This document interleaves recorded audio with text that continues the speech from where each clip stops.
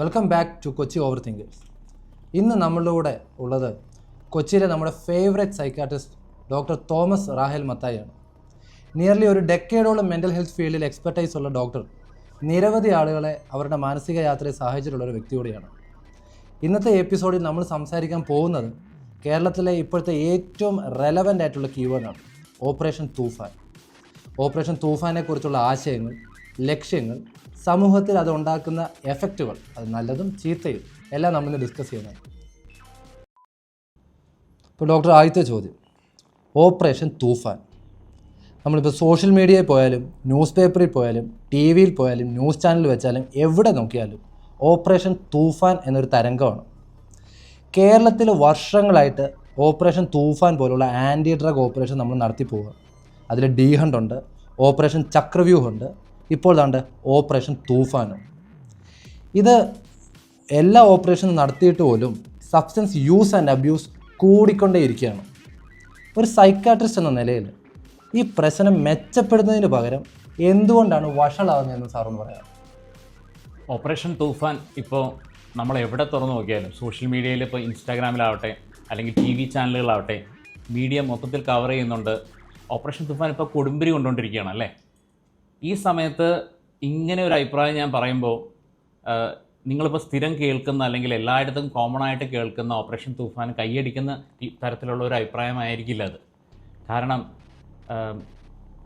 എൻ്റെ ഇപ്പോൾ ഇത്രയും വർഷമായി നമ്മൾ സൈക്കാട്രിസ്റ്റായിട്ട് ഇവിടെ പ്രവർത്തിക്കുന്നു. അപ്പോൾ എനിക്കിതിനോടുള്ള ഒരു പേഴ്സണൽ പോയിൻ്റ് ഓഫ് വ്യൂവിൽ നിന്നുമല്ല ഞാൻ സംസാരിക്കുന്നത്. ഇൻ്റർനാഷണലി സയൻറ്റിഫിക് ആയിട്ട് ഇൻ്റർനാഷണലി അഡിക്ഷൻ എങ്ങനെ ട്രീറ്റ് ചെയ്യപ്പെടുന്നു എന്നുള്ള കാര്യം നിങ്ങൾ ഓരോരുത്തരും മനസ്സിലാക്കിയിരിക്കണം. ഓപ്പറേഷൻ തൂഫാനിൽ നമ്മൾ സ്ഥിരം കാണുന്നത് എന്താണെന്ന് വെച്ച് കഴിഞ്ഞാൽ കൂട്ടത്തോടെ നമ്മുടെ പ്രായം കുറഞ്ഞവരും കൂട്ടത്തോടെ അവർ അറസ്റ്റ് ചെയ്യപ്പെടുന്നു, അത് മീഡിയ കൊട്ടിഘോഷിക്കുന്നു, അവരുടെ മുഖം ഉൾപ്പെടെ എല്ലായിടത്തും ഇടുന്നു. ഇങ്ങനെയാണോ ഈ പ്രോബ്ലം നമ്മൾ അഡ്രസ്സ് ചെയ്യേണ്ടത് എന്നുള്ളത് ഭയങ്കര ഇമ്പോർട്ടൻ്റ് ആണ്. കാരണം നമ്മൾ ഇൻ്റർനാഷണലി നോക്കുകയാണെങ്കിൽ ഈ വാർ അഗെയിൻസ്റ്റ് ഡ്രഗ് എന്നുള്ള കൺസെപ്റ്റ് എത്രമാത്രം സക്സസ്ഫുൾ ആയിട്ടുണ്ട്. ഇവിടെയെന്നല്ല, യു എസിലാവട്ടെ, യൂറോപ്യൻ കൺട്രീസിലാവട്ടെ, ഇത് എന്തുകൊണ്ട് ഈ വാർ അഗെയിൻസ്റ്റ് ഡ്രഗ് എന്നുള്ള കൺസെപ്റ്റ് മാറി ചിന്തിച്ച് തുടങ്ങി, അല്ലെങ്കിൽ അപ്രോച്ച് അഗെയിൻസ്റ്റ് ഈ ഒരു പ്രോബ്ലം എന്തുകൊണ്ട് നമ്മൾ മാറ്റണം എന്നുള്ളതിനെക്കുറിച്ചാണ് ഞാൻ ഊന്നി പറയാൻ ആഗ്രഹിക്കുന്നത്. നിങ്ങൾ ആലോചിക്കണം, NDPSA ആക്ട് അത് 1985 വരുന്നത്. 1985 എന്ന് പറയുമ്പോൾ ഇപ്പോൾ 41 കൊല്ലമായി അല്ലേ. 41 കൊല്ലമായിട്ട് NDPSA ആക്ട്, അതായത് narcotic drugs and psychotropic substances act വന്നിട്ട് ഇത്രയും വർഷം കഴിഞ്ഞിട്ടും ഈ പ്രശ്നം കുറഞ്ഞിട്ടുണ്ടോ? ക്രമാതീതമായിട്ട് വർദ്ധിക്കുകയാണ് ചെയ്തിട്ടുള്ളത്, എക്സ്പൊണൻഷ്യലി വർദ്ധിക്കുകയാണ് ചെയ്തിട്ടുള്ളത്. കാരണം കൂടുതൽ ആൾക്കാർ ലഹരി ഉപയോഗിക്കുന്നതിലേക്കും കൂടുതൽ ആൾക്കാർ ഇതിന് അടിമപ്പെടുന്നതിലേക്കും പോകുന്നതാണ് നമ്മൾ കാണുന്നത്. അപ്പം എന്ത് പ്രയോജനമാണ് നമ്മുടെ നാട്ടിൽ ഈ ഒരു എന്താ പറയുക, പ്യൂണിറ്റീവ് ആയിട്ടുള്ള പണീഷ് ചെയ്തുകൊണ്ട് അല്ലെങ്കിൽ യൂസ് ചെയ്യുന്നവരെ ഹരാസ് ചെയ്തുകൊണ്ട് അവരെ നോർമൽ ലൈഫിൽ നിന്ന് എടുത്തു മാറ്റി അവരെ സമൂഹത്തിൽ നിന്ന് ഔട്ട്സൈഡർ ആക്കിക്കൊണ്ടുള്ള ഈ ഒരു അപ്രോച്ച് കൊണ്ട് എന്ത് ഗുണമാണ് നമ്മുടെ സമൂഹത്തിൽ ഉണ്ടാകുന്നത്? നിങ്ങൾ മനസ്സിലാക്കേണ്ട ഒരു കാര്യം എന്ന് പറഞ്ഞാൽ, ഇല്ലീഗൽ ഇൻഡസ്ട്രി, ഈ ഡ്രഗ്സ് ഇൻഡസ്ട്രി എന്ന് പറയുന്നത് ലോകത്തെ 4ാമത് ഇൻകമുള്ള ഇൻഡസ്ട്രിയാണ്. ആ 4ാമത് ഇൻകമുള്ള ഇൻഡസ്ട്രി സ്റ്റേറ്റ് അല്ല കൺട്രോൾ ചെയ്യുന്നത്, ക്രിമിനൽസാണ് കൺട്രോൾ ചെയ്യുന്നത്. അവിടെ തന്നെ നമ്മുടെ കൺട്രോൾ പോയി. അല്ലെങ്കിൽ സ്റ്റേറ്റ് എന്തുകൊണ്ടാണ് ഈ കൺട്രോൾ ഏറ്റെടുക്കാത്തത്? കാരണം ഇപ്പോൾ നമ്മൾ പറയുമ്പോൾ എല്ലാവരും പറയുമ്പോൾ ആൽക്കഹോൾ ഉപയോഗിച്ച് ഒരാൾ വഴിയിൽ വീണ് കിടക്കാമെന്ന് വിചാരിക്കുക, നമ്മൾ പൊതുവേ കാണുന്നതാണ് അല്ലേ. ആൽക്കഹോൾ ഉപയോഗിച്ച് ഒരാൾ വഴിയിൽ വീണ് കിടന്ന അയാളെ എടുത്തുകൊണ്ട് ഇങ്ങോട്ട് പോകും, ആശുപത്രിയിൽ പോകും. അതേസമയം നമ്മൾ ഒരാൾ കഞ്ചാവ് ഉപയോഗിച്ചോ അല്ലെങ്കിൽ മെത്ത് ഉപയോഗിച്ചോ ആൾ കിടക്കുവാണെങ്കിൽ അയാൾ ജയിലിലാണ് പോകുന്നത്. ഇപ്പം നമ്മളിപ്പോൾ പലരെയും ട്രീറ്റ് ചെയ്യുമ്പോൾ നമ്മളിപ്പോൾ അഡ്മിറ്റ് ചെയ്ത് ട്രീറ്റ് ചെയ്യും. അപ്പോൾ ലഹരി ഉപയോഗം, ഇത് ആദ്യമേ ഞാൻ പറയട്ടെ, ഇത് ലഹരിയോടുള്ള ഒരു സപ്പോർട്ടല്ല നമ്മൾ ഉദ്ദേശിക്കുന്നത്. കാരണം ഇത് കേൾക്കുന്നവരെല്ലാവരും വിചാരിക്കുന്നു ഇദ്ദേഹം ലഹരിയെ സപ്പോർട്ട് ചെയ്ത് പറയുന്നു, അല്ലെങ്കിൽ നമ്മൾ വൈറ്റ് വാഷ് ചെയ്യാൻ വേണ്ടിയിട്ടാണ് ലഹരി ഉപയോഗം. അങ്ങനെയല്ല പറയുന്നത്. ലഹരിക്ക് പ്രശ്നമുണ്ട്, പക്ഷേ നമ്മൾ ഇതിനെ അപ്രോച്ച് ചെയ്യുന്ന മെത്തേഡ് അതുകൊണ്ട് യാതൊരു പ്രയോജനവും ഇല്ല എന്ന് സ്റ്റാറ്റിസ്റ്റിക്കലി അല്ലെങ്കിൽ സയൻറ്റിഫിക്കലിയാണ് നമ്മൾ പറയാൻ ആഗ്രഹിക്കുന്നത്.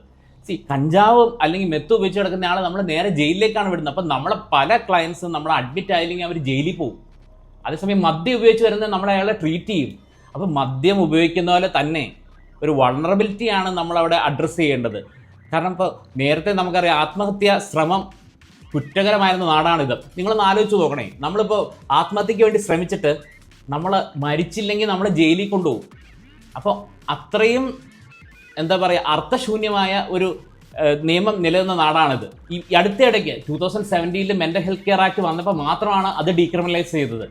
അതേപോലെ തന്നെ ഒരാൾ ഇതുപോലെ ലഹരി ഉപയോഗത്തിന് ക്രമാതീതമായി ഉപയോഗിക്കുന്നുണ്ടെങ്കിൽ, അല്ലെങ്കിൽ അടിമപ്പെടുന്നുണ്ടെങ്കിൽ, അല്ലെങ്കിൽ ലഹരി ഉപയോഗം ഒരാൾക്ക് പ്രശ്നമാകുന്നുണ്ടെങ്കിൽ, അത് ഏത് ലഹരി ആയിക്കോട്ടെ, മദ്യമായിക്കോട്ടെ, സിഗരറ്റ് ആയിക്കോട്ടെ, കഞ്ചാവ് ആയിക്കോട്ടെ, മെത്തായിക്കോട്ടെ, അത് ഒരു വൾണറബിലിറ്റിയാണ്, ഒരു രോഗാവസ്ഥയാണ്, അത് അഡ്രസ്സ് ചെയ്യപ്പെടേണ്ടതാണ്.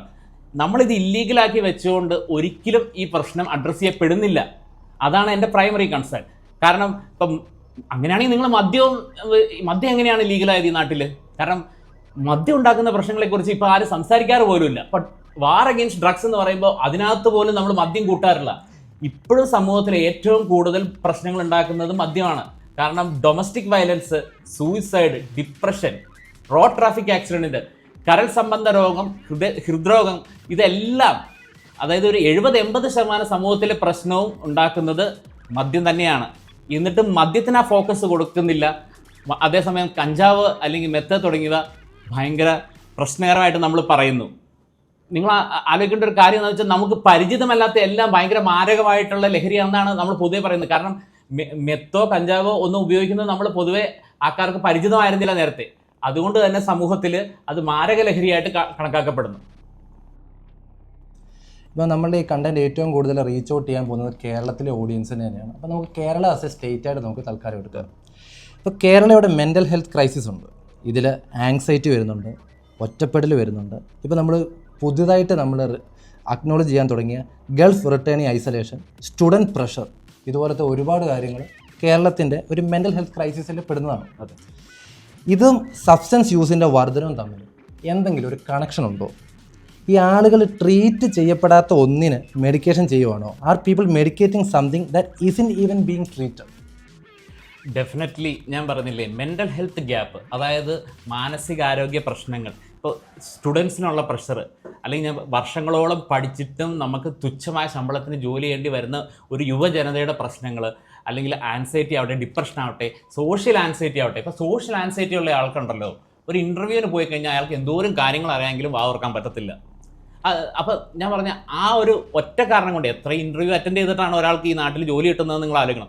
ഈ യാഥാർത്ഥ്യങ്ങളൊന്നും ആരും സംസാരിക്കാറില്ല. നമ്മളിപ്പോൾ ഡ്രഗ് പ്രോബ്ലം എന്ന് പറഞ്ഞാൽ ഡ്രഗിലേക്ക് മാത്രമാണ് ഫോക്കസ്. പക്ഷേ ഈ ഡ്രഗിൻ്റെ റൂട്ട് എവിടെയാണ്, ഒരാൾ ഉപയോഗിക്കുന്നതിൻ്റെ റൂട്ട് എവിടെയാണ്, എന്തുകൊണ്ടാണ് ഈ ഒരു ക്രൈം റെക്കോർഡ്സും ഇല്ലാത്ത, ഇതിനു മുമ്പ് ഒരു രീതിയിലും സമൂഹത്തിൽ പ്രശ്നക്കാരാവാത്ത ആൾക്കാർ എന്തുകൊണ്ടാണ് ഈ സോക്കോൾ നിരോധിത ലഹരി ഉപയോഗിക്കേണ്ടി വരുന്നതെന്ന് വെച്ച് കഴിഞ്ഞാൽ അവർക്ക് അതിന് വ്യക്തമായ ഒരു സൊല്യൂഷൻ കിട്ടുന്നതുകൊണ്ടാണ്. കാരണം സോഷ്യൽ ആൻസൈറ്റി ഉള്ള ആൾക്ക് മെത്തടിക്കോ കഞ്ചാവ് അടിക്കുകയോ ചെയ്യുമ്പോൾ അവരുടെ ആൻസൈറ്റി കുറയുന്നുണ്ട്.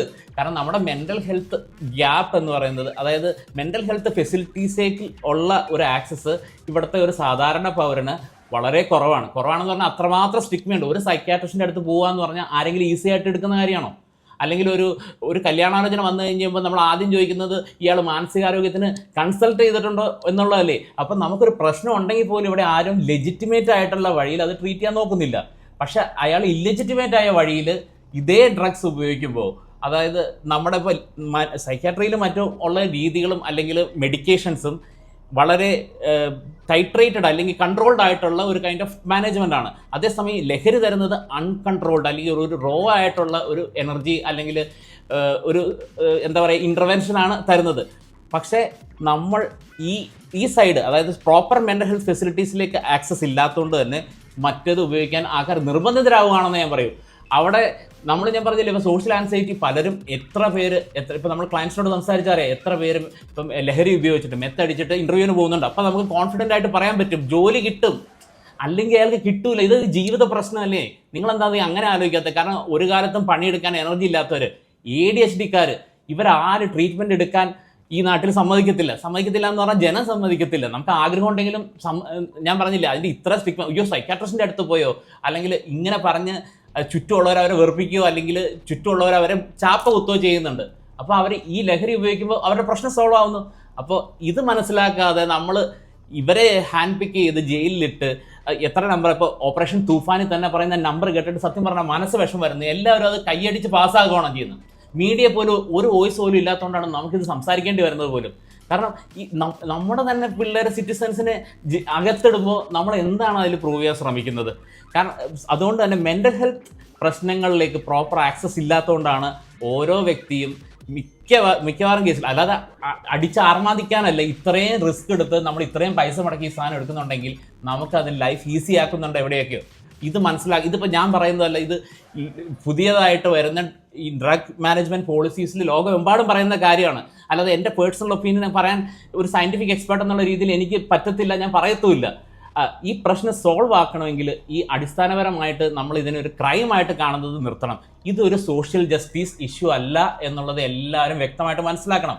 ഇതൊരു മെൻ്റൽ ഹെൽത്ത് ഇഷ്യൂ ആണ്, അല്ലെങ്കിൽ ഇതൊരു ഹെൽത്ത് ഇഷ്യൂ ആണ്. ഞാൻ പറയുന്നത് ലഹരി എല്ലാം പ്രശ്നമില്ല എന്നല്ല. ഇത് കേൾക്കുന്ന പലരും പറയും അദ്ദേഹം ലഹരിയെ സപ്പോർട്ട് ചെയ്യുകയാണെന്ന്. ഞാൻ പറഞ്ഞില്ലേ, ഞാൻ ലഹരിയെ സപ്പോർട്ട് ചെയ്യല്ല. ഞാൻ മദ്യത്തെ സപ്പോർട്ട് ചെയ്യുന്നില്ല, സിഗരറ്റിനെ സപ്പോർട്ട് ചെയ്യുന്നില്ല, ബാക്കിയുള്ള ലഹരിയെ സപ്പോർട്ട് ചെയ്യുന്നില്ല.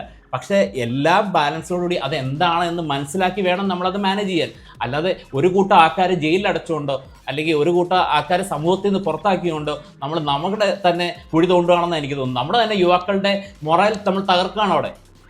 ഇപ്പോൾ ഡോക്ടർ, നമ്മൾ ആദ്യത്തെ 2 ക്വസ്റ്റ്യനിൽ നമ്മൾ യൂസേഴ്സിനെ പറ്റി സംസാരിച്ചു, ഇതിൻ്റെ അഡിക്ഷൻ ലെവൽസിനെ പറ്റി സംസാരിച്ചു, ഗവൺമെൻറ്റിൻ്റെ ഇൻ്റർവെൻഷനെ പറ്റിയും എല്ലാം നമ്മൾ സംസാരിച്ചു. അപ്പോൾ ഒരു 3rd question, let's be honest about what the substances actually do to us. ഈ MDMA ആണെങ്കിലും കാനബിസ് ആണെങ്കിലും ഇപ്പോൾ നമ്മൾ പറയുന്ന മെത്ത്, ഇതിൻ്റെയൊക്കെ ഒരു റിയൽ എഫക്ട്സ് എന്താണ്? അതുപോലെ തന്നെ ഇതിൻ്റെയൊക്കെ ഒരു റിയൽ ഡേഞ്ചേഴ്സ് എന്താണ്? നമ്മളിപ്പോൾ എപ്പോഴും കേൾക്കുന്നത് ഒരു സ്കെയർ ടാക്റ്റിക് വേർഷനാണ്.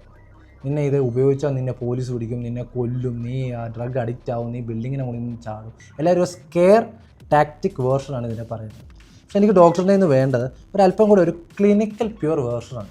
ഇപ്പോൾ ഈ സബ്സ്റ്റൻസസ് ഒക്കെ യൂസ് ചെയ്യുമ്പോഴുള്ള റിയൽ എഫക്റ്റും അതിലെ ഡേഞ്ചറും, ഇത് എഫക്റ്റും ഡേഞ്ചറും കൂടെ കമ്പാരിസൺ വെച്ച് ചെയ്യുമ്പോൾ ഈസ് ഇറ്റ് വർത്ത് ഇറ്റ്?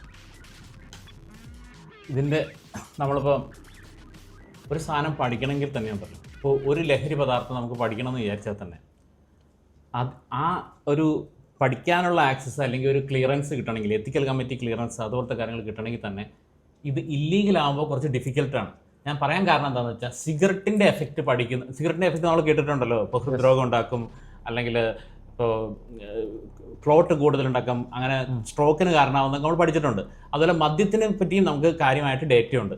പക്ഷേ ഈ പറയുന്ന കഞ്ചാവ് അല്ലെങ്കിൽ മെത്ത് ഇങ്ങനെയുള്ള സാധനങ്ങൾ ഇല്ലീഗൽ ആയതുകൊണ്ട് തന്നെ പഠിക്കാനുള്ള ഒരു കാര്യത്തിൽ കുറച്ചൊരു ലിമിറ്റേഷനുണ്ട്. കാരണം നിങ്ങളൊന്ന് ആലോചിച്ച് നോക്കും, ഇപ്പോൾ കനാബിസ് പഠിക്കാൻ വേണ്ടിയിട്ട് നമ്മൾ വരുമ്പോൾ നമുക്ക് കനാബിസിന് വേണ്ടി ട്രീറ്റ്മെൻറ്റ് എടുക്കാൻ വരുന്നവരെ മാത്രമേ നമുക്ക് പഠിക്കാൻ പറ്റത്തുള്ളൂ. അതായത് കനാബിസ് ഉപയോഗം ഒരു പ്രശ്നമായിട്ട് ആശുപത്രി വന്ന് അഡ്മിറ്റ് ആക്കുന്ന ആൾക്കാരാണ് കനാബിസിൻ്റെ എഫക്റ്റ് പഠിക്കാൻ വേണ്ടി നമ്മൾ എടുക്കുന്നത്. സോ അതിലൂടെ നമുക്ക് ഒരിക്കലും കനാബിസിൻ്റെ റിയൽ എഫക്ട്സും ഡേഞ്ചേഴ്സും അങ്ങനെ കമ്പയർ ചെയ്യാൻ പറ്റില്ല. കാരണം ആ ഒരു സൈഡ് എഫക്ട്സ് അല്ലെ അതിൻ്റെ ആ ഒരു ഡേഞ്ചർ എഫക്റ്റ് കൂടുതൽ അനുഭവിച്ച് അടിമപ്പെട്ടവരാണല്ലോ ഇവിടെ വരുന്നത്. അതേപോലെ തന്നെ മെത്താംഫെറ്റമിനെ പറ്റിയൊക്കെ പഠിക്കണമെന്ന് ആഗ്രഹം ഉണ്ടെങ്കിൽ പോലും, അല്ലെങ്കിൽ ഓപ്പിയോയിഡ്സിനെ പറ്റി പഠിക്കണമെന്ന് ആഗ്രഹം ഉണ്ടെങ്കിൽ പോലും വളരെ ലിമിറ്റഡ് ഡേറ്റയും കാര്യങ്ങളേ ഉള്ളൂ. അപ്പോൾ ഇതിൻ്റെയൊക്കെ യഥാർത്ഥത്തിലുള്ള ഒരു പ്രൊഫൈല് നമ്മൾ ഇപ്പോൾ സയൻറ്റിഫിക് ലിറ്ററേച്ചറിലൊക്കെ കാണുമെങ്കിലും അത് എത്രമാത്രം റിലയബിൾ ആണെന്നുള്ളതിന് സംശയമുണ്ട്. അതൊരു കാര്യം. മറ്റൊരു കാര്യം, ഇത് ഇല്ലീഗൽ ആയതുകൊണ്ട് തന്നെ ക്രിമിനൽസ് അല്ലെങ്കിൽ ക്രിമിനൽ സിൻഡിക്കേറ്റ്സ് ആണ് ഇത് ഉണ്ടാക്കി ഡിസ്ട്രിബ്യൂട്ട് ചെയ്യുന്നു എന്നുള്ളത് കൊണ്ട് തന്നെ വരുന്നത് എത്രമാത്രം പ്യുവർ ആണ് എന്നുള്ളതിനകത്ത് സംശയമുണ്ട്. നമ്മൾ ആരും ഒരിക്കലും ഈ പറയുന്ന സാധനം ലാബിൽ വിട്ടോ അല്ലെങ്കിൽ ISI മാർക്കോ നോക്കാൻ പറ്റില്ലല്ലോ. അപ്പോൾ നമ്മുടെ സിറ്റിസൺസ്, ഇത് ഉപയോഗിക്കുന്ന നമ്മുടെ സിറ്റിസൺസിന് ഈ പറയുന്ന എന്ത് ഉറപ്പോടുകൂടിയാണ് ഇതിനകത്ത് പ്യുവർ അല്ലാത്ത അല്ലെങ്കിൽ അത്രയും അഡൾട്രൻസ്, ജീവന് തന്നെ ഹാനിയേക്കാവുന്ന സാധനങ്ങൾ സെല്ല് ചെയ്യുന്നത് ക്രിമിനൽ സിൻഡിക്കേറ്റ്സ്. 90% ആൾക്കാരും ഇത് ഉപയോഗിക്കുന്നത്, 90% അല്ല 99% ആൾക്കാരും ഇത് ഉപയോഗിക്കുന്നവരും ടാക്സ് പേ ചെയ്യുന്ന, ജോലി ചെയ്യുന്ന, കുട്ടികളെ വളർത്തുന്ന, സമൂഹത്തിലെ എല്ലാ നിയമങ്ങൾക്കും അനുസരിച്ച് ജീവിക്കുന്നവരാണ്. ഒരു വളരെ ചെറിയ പെർസെൻറ്റേജ് ആൾക്കാരാണ് ഈ പറയുന്ന ക്രിമിനൽ ആക്ടിൽ പോകുന്നവരുള്ളൂ. അതിപ്പോൾ മദ്യപിക്കുന്നവരിലും അതിൽ കൂടുതൽ ക്രിമിനൽ ആക്ടിൽ പോകുന്നവരുണ്ട് എന്ന് വെച്ച് നമുക്ക് പറയാൻ പറ്റത്തില്ലല്ലോ ക്രിമിനൽസ് ആണ് ഇത് ഉപയോഗിക്കുന്നവരെല്ലാം ക്രിമിനൽസ് ആണെന്ന് നമുക്ക് മദ്യത്തെക്കുറിച്ച് പറയാൻ പറ്റത്തില്ലല്ലോ. അതുപോലെ തന്നെ ഈ ലഹരിയെക്കുറിച്ചും നമുക്ക് പറയാൻ പറ്റത്തില്ല. അപ്പോൾ ഈ ആൾക്കാർ നമ്മളെ പോലെ എവരി കോമൺ മാൻ അതിൻ്റെ ഒരു വേർഷൻ തന്നെയാണ് ഈ മിക്കവാറും യൂസേഴ്സും. അപ്പോൾ ആ യൂസേഴ്സിന് പ്യുവറായിട്ട് ഇത് ഉപയോഗിക്കാൻ പറ്റാത്തതിൻ്റെ ഒരു മേജർ പ്രശ്നം എന്താണെന്ന് വെച്ചാൽ ഇത് ക്രിമിനൽ സിൻഡിക്കേറ്റ്സ് പ്രൊവൈഡ് ചെയ്യുന്നുണ്ട് അല്ലെങ്കിൽ ഡിസ്ട്രിബ്യൂട്ട് ചെയ്യുന്നുകൊണ്ടാണ്. ഗവൺമെൻറ് അതിനകത്ത് മനസ്സിലാക്കേണ്ട കാര്യം എന്താണെന്ന് വെച്ച് കഴിഞ്ഞാൽ, നമ്മൾ അത് ഡീക്രിമിനലൈസ് ചെയ്ത് അതിൻ്റെ ഡിസ്ട്രിബ്യൂഷൻ്റെ മുകളിൽ കൺട്രോൾ ഉണ്ടെങ്കിൽ മാത്രമേ ഇതിൻ്റെ ഉപയോഗം കൊണ്ടുണ്ടാകുന്ന പ്രശ്നങ്ങൾ പഠിക്കാനും ഇതിൻ്റെ അഥവാ ഉപയോഗം കൊണ്ട് എന്തെങ്കിലും ഗുണകരമായ എഫക്റ്റ് ഉണ്ടെങ്കിൽ, അപ്പോൾ നിങ്ങൾ പലരും ഇത് കേൾക്കുമ്പോൾ ഈ പറഞ്ഞ പോലെ നെറ്റിച്ചൊടിക്കും. പക്ഷെ നിങ്ങൾ മനസ്സിലാക്കേണ്ടതെന്ന് വെച്ചാൽ ADHDക്ക് ഉപയോഗിക്കുന്ന മീഥൈൽ ഫെനഡേറ്റ് സ്റ്റിമുലൻസ് എല്ലാം ഒരു രീതിയിൽ മെത്താംഫെറ്റമിൻ്റെ ഒരു യൂട്ടിലിറ്റി അല്ലെങ്കിൽ യൂട്ടിലിറ്റി വേർഷൻ പോലെയാണ്. അതായത് അതിൻ്റെ അത്രയും റോ ആയിട്ടുള്ള കൺട്രോൾഡ് ആയിട്ടുള്ള എനർജിയോ കാര്യങ്ങളോ ഉണ്ടാക്കുന്നുണ്ടെങ്കിലും ഇല്ലെങ്കിലും ടൈട്രേറ്റഡ് ആയിട്ടുള്ള കൺട്രോൾഡ് ആയിട്ടുള്ള ഒരു എനർജിയാണ് ഉണ്ടാക്കുന്നത്. അപ്പം നമ്മളൊരു സബ്സ്റ്റൻസിൻ്റെ പ്രോപ്പർട്ടി എടുത്തിട്ട് നമ്മൾ ഒരു ഡ്രഗാക്കി യൂസ് ചെയ്തു. എത്ര ആൾക്കാർക്ക് ബെനിഫിഷ്യൽ ആണെന്ന് പറയാം ഈ ഡ്രഗ്. അതുപോലെ ഓരോ ലഹരിയിൽ നിന്ന് നമുക്ക് ചിലപ്പോൾ പഠിക്കാൻ പറ്റുന്ന നല്ല പ്രോപ്പർട്ടീസ് ഉണ്ടാവും. കാരണം അതുകൊണ്ടായിരിക്കുമല്ലോ ആൾക്കാർ ഉപയോഗിക്കുന്നത്. ഇത്രയും പൈസ മുടക്കിയ ആൾക്കാർക്ക് ഇല്ലീഗലായിട്ടുള്ള ആൾക്കാരെ കോൺടാക്ട് ചെയ്ത് തലകോളമല്ലല്ലോ ഇത് ഉപയോഗിക്കാൻ വേണ്ടിയിട്ട്. അപ്പോൾ ഡീക്രിമിനലൈസ് ചെയ്താൽ മാത്രമേ നമുക്ക് ഇതിൻ്റെ പ്യൂരിറ്റി ഉറപ്പുവരുത്താൻ പറ്റത്തുള്ളൂ. ഇതിൻ്റെ അന്യായമായിട്ടുള്ള പ്രൈസിങ്, നമ്മുടെ എക്കോണമിയെ ലൂട്ട് ചെയ്യുന്ന രീതിയിലുള്ള അന്യായമായിട്ടുള്ള പ്രൈസിങ്ങിന് മുകളിൽ ഒരു കൺട്രോൾ കിട്ടത്തുള്ളൂ. ആൻഡ് ഇത് സിറ്റിസൺസ് ഇത്രയും പേര് ഉപയോഗിക്കുന്നു എന്ന് പറയുമ്പോൾ തന്നെ സ്റ്റേറ്റിന് അതിനകത്തൊരു റെസ്പോൺസിബിലിറ്റി വന്നില്ലേ? കാരണം നിങ്ങൾക്ക് പറയാൻ പറ്റത്തില്ലല്ലോ എല്ലാവരും ക്രിമിനൽസ് ആണെന്ന് പറഞ്ഞ് ഈ അടച്ചിടുന്നതുകൊണ്ട് ഈ പ്രശ്നം സോൾവ് ആവുന്നില്ല എന്നുള്ളതാണ് നമ്മൾ ഇതുവരെ പറഞ്ഞുകൊണ്ടിരുന്നത്. അപ്പോൾ ഒരു ഹെൽത്ത് ഇഷ്യൂ എന്നുള്ള ഇതുണ്ടാക്കുന്ന ഹെൽത്ത് ഇഷ്യൂസ് പഠിക്കാൻ മാത്രമല്ല, നമ്മൾ ഇതുകൊണ്ടുണ്ടാക്കുന്ന ബെനിഫിഷ്യൽ എഫക്ട്സ് പഠിക്കാനും ഇത് ഡീക്രിമിനലൈസ് ചെയ്യേണ്ട ഒരു ആവശ്യമുണ്ട്. അപ്പോൾ അതിപ്പോൾ കനാബിസ് ആണെങ്കിലും മെത്താണെങ്കിലും ഓപ്പിയോയിഡ്സ് ആണെങ്കിലും, ഞാൻ പറയട്ടെ, ഓപ്പിയോയിഡ്സിലാണ് ഇപ്പോൾ നമ്മളിപ്പോൾ പുതിയൊരു മെഡിക്കേഷൻ വന്നിട്ടുണ്ട് ഡിപ്രഷൻ ട്രീറ്റ് ചെയ്യാൻ. അതിനകത്ത് ഓപ്പിയോയിഡാണ് ഉപയോഗിക്കുന്നത്. അപ്പോൾ നിങ്ങൾ ഈ പറയുന്ന പോലെ രാസലഹരി അല്ലെങ്കിൽ ഈ പറയുന്ന ലഹരി പദാർത്ഥങ്ങളും നമ്മൾ ഉപയോഗിക്കുന്ന മെഡിക്കേഷൻസും അത്ര വിദൂരമല്ല, ആ ഗ്യാപ്പല്ല, അതെല്ലാം കണക്റ്റഡ് ആണ്. അപ്പോൾ ഈ സംഭവങ്ങൾ പഠിക്കാൻ പറ്റിയാലല്ലേ നമുക്കിത് ആൾക്കാർക്ക് ഉപയോഗിക്കാനും കൊടുക്കാൻ പറ്റത്തുള്ളൂ. അപ്പോൾ ഗവൺമെൻറ് ഇതിനകത്ത് എന്തുകൊണ്ടാണ് ഇങ്ങനെ മാറി നിന്നിട്ട് ഇത് ഉപയോഗിക്കുന്ന ആൾക്കാരെ ക്രിമിനൽസ് ആയിട്ട് ഇങ്ങനെ കണ്ട് ചാപ്പ കുത്തി സൊസൈറ്റിയുടെ മുമ്പിൽ ഇട്ട് കൊടുക്കുന്നത്, അല്ലെങ്കിൽ നമ്മൾ ആദ്യം പറഞ്ഞ പോലെ അവരെ ഒരു ക്രൈമിൻ്റെ പാതയിലേക്ക് നമ്മൾ തള്ളിവിടുന്നത്? ഇപ്പോൾ ഡോക്ടറിൻ്റെ ഉത്തരത്തിൽ നിന്ന് എനിക്ക് മനസ്സിലായത്, ഇപ്പം ആസ് എ ഡോക്ടർ ആണെങ്കിൽ പോലും ഡോക്ടർ അല്ലെങ്കിൽ ഡോക്ടറിൻ്റെ ഒരു ടീം, ഡോക്ടറിൻ്റെ ഫ്രണ്ട്സ്, നിങ്ങൾക്ക് ഇതിനെപ്പറ്റി പഠിക്കാനായിട്ടൊരു പേഴ്സണൽ സ്പേസ് ഒരു ഗവൺമെൻറ്റിൻ്റെ ഭാഗത്തു നിന്നോ ആരുടെയോ ഭാഗത്തു നിന്നോ നിങ്ങൾക്ക് കിട്ടുന്നില്ല, ഈവൻ ഫോർ ഹെൽത്തി പർപ്പസസ്. അതുമാത്രമല്ല, ഇപ്പോഴത്തെ കുട്ടികൾ MDMA അടിക്കുന്നു എന്ന് പറയുന്നു, കഞ്ചാവ് യൂസ് ചെയ്യുമെന്ന് പറയുന്നു. ഇവരാരും ചിന്തിക്കാതെ പോകുന്ന ഫാക്ടർ എന്ന് പറഞ്ഞാൽ ഇവരുടെ കയ്യിലിരിക്കുന്നത് MDMA തന്നെയാണോ, അതോ കഞ്ചാവ് തന്നെയാണോ, അതോ വേറെ എന്തെങ്കിലുമൊക്കെ ഈ ക്രിമിനൽസ് എന്ന് പറയുന്ന ഈ ക്രിമിനൽ അണ്ടർവേൾഡ് ഇത് ഇഞ്ചക്ട് ചെയ്യുകയോ ഇതിൽ മിക്സ് ചെയ്തോ കൊടുത്ത് ഇവരുടെ മൈൻഡിനെ അല്ലെങ്കിൽ ബോഡിയെ ഓൾട്ടർ ചെയ്യുന്നുണ്ടോ എന്ന് പോലും ഈ കുട്ടികൾക്കറിയില്ല. ഇത് പറഞ്ഞു കൊടുക്കാനായിട്ട് ഡോക്ടറെ പോലുള്ളവർക്ക് ഒരു പേഴ്സണൽ സ്പേസ് അവൈലബിൾ ആയിട്ടില്ല. അപ്പോൾ എൻ്റെ ചോദ്യം എന്ന് പറഞ്ഞാൽ, നമുക്ക് വേറെ രാജ്യങ്ങളിലെ കാര്യങ്ങൾ എടുത്ത് നോക്കുമ്പോൾ, ഇപ്പോൾ യുണൈറ്റഡ് സ്റ്റേറ്റ്സ് ഓഫ് അമേരിക്ക, അതൊരു ലോകത്തിലെ ഏറ്റവും വലിയ ജനാധിപത്യ രാജ്യമാണ്, നമ്മൾ ജനാധിപത്യ രാജ്യമാണ്. അവിടുത്തെ പേഷ്യൻസ് ഉണ്ട്, ഇവിടുത്തെ പേഷ്യൻസ് ഉണ്ട് ഇത് യൂസ് ചെയ്യുന്നത്. നമുക്കിപ്പോൾ അവിടുത്തെ പേഷ്യൻസിൻ്റെ ഡാറ്റ സെറ്റ് എടുത്ത് നമുക്ക് ഇവിടുത്തെ പേഷ്യൻസിനെ ട്രീറ്റ് ചെയ്യാൻ പറ്റുമോ, അതോ എന്തുമാത്രം ലിമിറ്റേഷൻസ് ഉണ്ട്, എന്തൊക്കെയാണ് അതിൻ്റെ വ്യത്യാസങ്ങൾ ഇവിടുത്തെ പേഷ്യൻസിനാണ്? ഒന്നാമത്തെ കാര്യം, നമുക്ക് കൊക്കേഷ്യൻ പോപ്പുലേഷനിലുള്ള ഡേറ്റയാണ് ഇവിടെയുള്ള മിക്കവാറും മാനസികാരോഗ്യ പ്രശ്നങ്ങൾക്കും ചികിത്സയ്ക്കായി ഉപയോഗിക്കുന്നത്. നമുക്ക് നമ്മുടേതായ ഡേറ്റ എന്ന് പറഞ്ഞാൽ അത്ര സോൾഡായിട്ടില്ല. ഒരുവിധം ഇപ്പോൾ ഡിപ്രഷൻ, ആൻസൈറ്റി അല്ലെങ്കിൽ ഈ പറയുന്ന ADHD, ഈ പറയുന്ന കൺസ്ട്രക്ട്സ് കൊക്കേഷ്യൻ, പ്രത്യേകിച്ചും ആണുങ്ങളിൽ കൊക്കേഷ്യൻ മെയിൽസിൽ പഠിച്ചിട്ട് വരുന്ന ഡേറ്റയാണ്. അത് നേരിട്ട് ഉപയോഗിക്കാൻ പറ്റുമെന്ന് വെച്ച് കഴിഞ്ഞാൽ ഞാൻ പറഞ്ഞില്ലേ, ഓരോ വ്യക്തിയും ജെനറ്റിക്കലി മെറ്റബോളിക്കലി ഒക്കെ വ്യത്യാസം ഉണ്ടെന്ന് പറയുന്ന പോലെ അമേരിക്കയിൽ കിടക്കുന്ന ആളും നമ്മളും തമ്മിൽ ഒത്തിരി വ്യത്യാസം ജെനറ്റിക്കലി മെറ്റബോളിക്കലി ഉണ്ട്. അപ്പോൾ ആ ഡേറ്റ നമുക്കെടുത്ത് ഉപയോഗിക്കുക വഴിയുള്ളൂ. പക്ഷേ ഇവിടെ അത്രയും പഠനങ്ങൾ നടക്കാനുള്ള സ്കോപ്പില്ല, അതിനാരും കെയർ ചെയ്യുന്നുമില്ല. ഇനി അങ്ങനെ ആണെങ്കിൽ തന്നെ ഞാൻ പറഞ്ഞ അവിടെയാണെങ്കിൽ ഇതേ അവസ്ഥയായിരുന്നല്ലോ കുറേ നാളായിട്ട്. അതായത് നമുക്ക് ഈ പറയുന്ന മെത്താംഫെറ്റമിൻ പോലത്തെ സാധനങ്ങൾ പഠിക്കാൻ അവിടെയും ലിമിറ്റേഷൻസ് ഉണ്ടായിരുന്നതുകൊണ്ട് നമുക്ക് അങ്ങനെ ഇതിനകത്ത് സോളിഡ് ഡേറ്റ ഇല്ല. ഇപ്പോൾ ഞാൻ പഠിച്ചിരുന്നപ്പോൾ സെൻട്രൽ ഇൻസ്റ്റിറ്റ്യൂട്ട് ഓഫ് സൈക്യാട്രിയിൽ യെയിൽ യൂണിവേഴ്സിറ്റിയുടെ പാർട്ടായിട്ട് നടക്കുന്ന ഒരു കനാബിസിനെ കുറിച്ചുള്ള സ്റ്റഡി ഉണ്ടായിരുന്നു. അപ്പോൾ ആ സ്റ്റഡിയിൽ പോലും ഞാൻ പറഞ്ഞില്ലേ, കനാബിസിൻ്റെ കാരണം ബുദ്ധിമുട്ടുകൾ വരുന്ന അല്ലെങ്കിൽ അസുഖങ്ങൾ, ഈ സൈക്കോസിസ് പോലത്തെ രോഗങ്ങൾ വരുന്ന ഒരു പോപ്പുലേഷനിലാണ് പഠിക്കുന്നത്. കനാബിസിൽ പ്രശ്നമില്ല എന്നല്ല ഞാൻ പറയുന്നത്. അതായത് പക്ഷേ കനാബിസ് ഉപയോഗിക്കുന്ന മെജോറിറ്റി ആൾക്കാരും ഈ അസുഖം വരും എന്നുള്ള രീതിയിൽ നമ്മൾ വിചാരിക്കരുത്. കാരണം കനാബിസ് പഠിക്കുമ്പോൾ ഉള്ള പ്രശ്നം എന്ന് വെച്ചാൽ നമുക്ക് ആക്സസ് ഉള്ളത് ഇത് ഇല്ലീഗൽ ആയതുകൊണ്ട് തന്നെ ഹോസ്പിറ്റലിൽ അഡ്മിറ്റ് ആവുന്ന പേഷ്യൻസിൽ മാത്രമാണെന്നാണ് ഞാൻ പറഞ്ഞത്.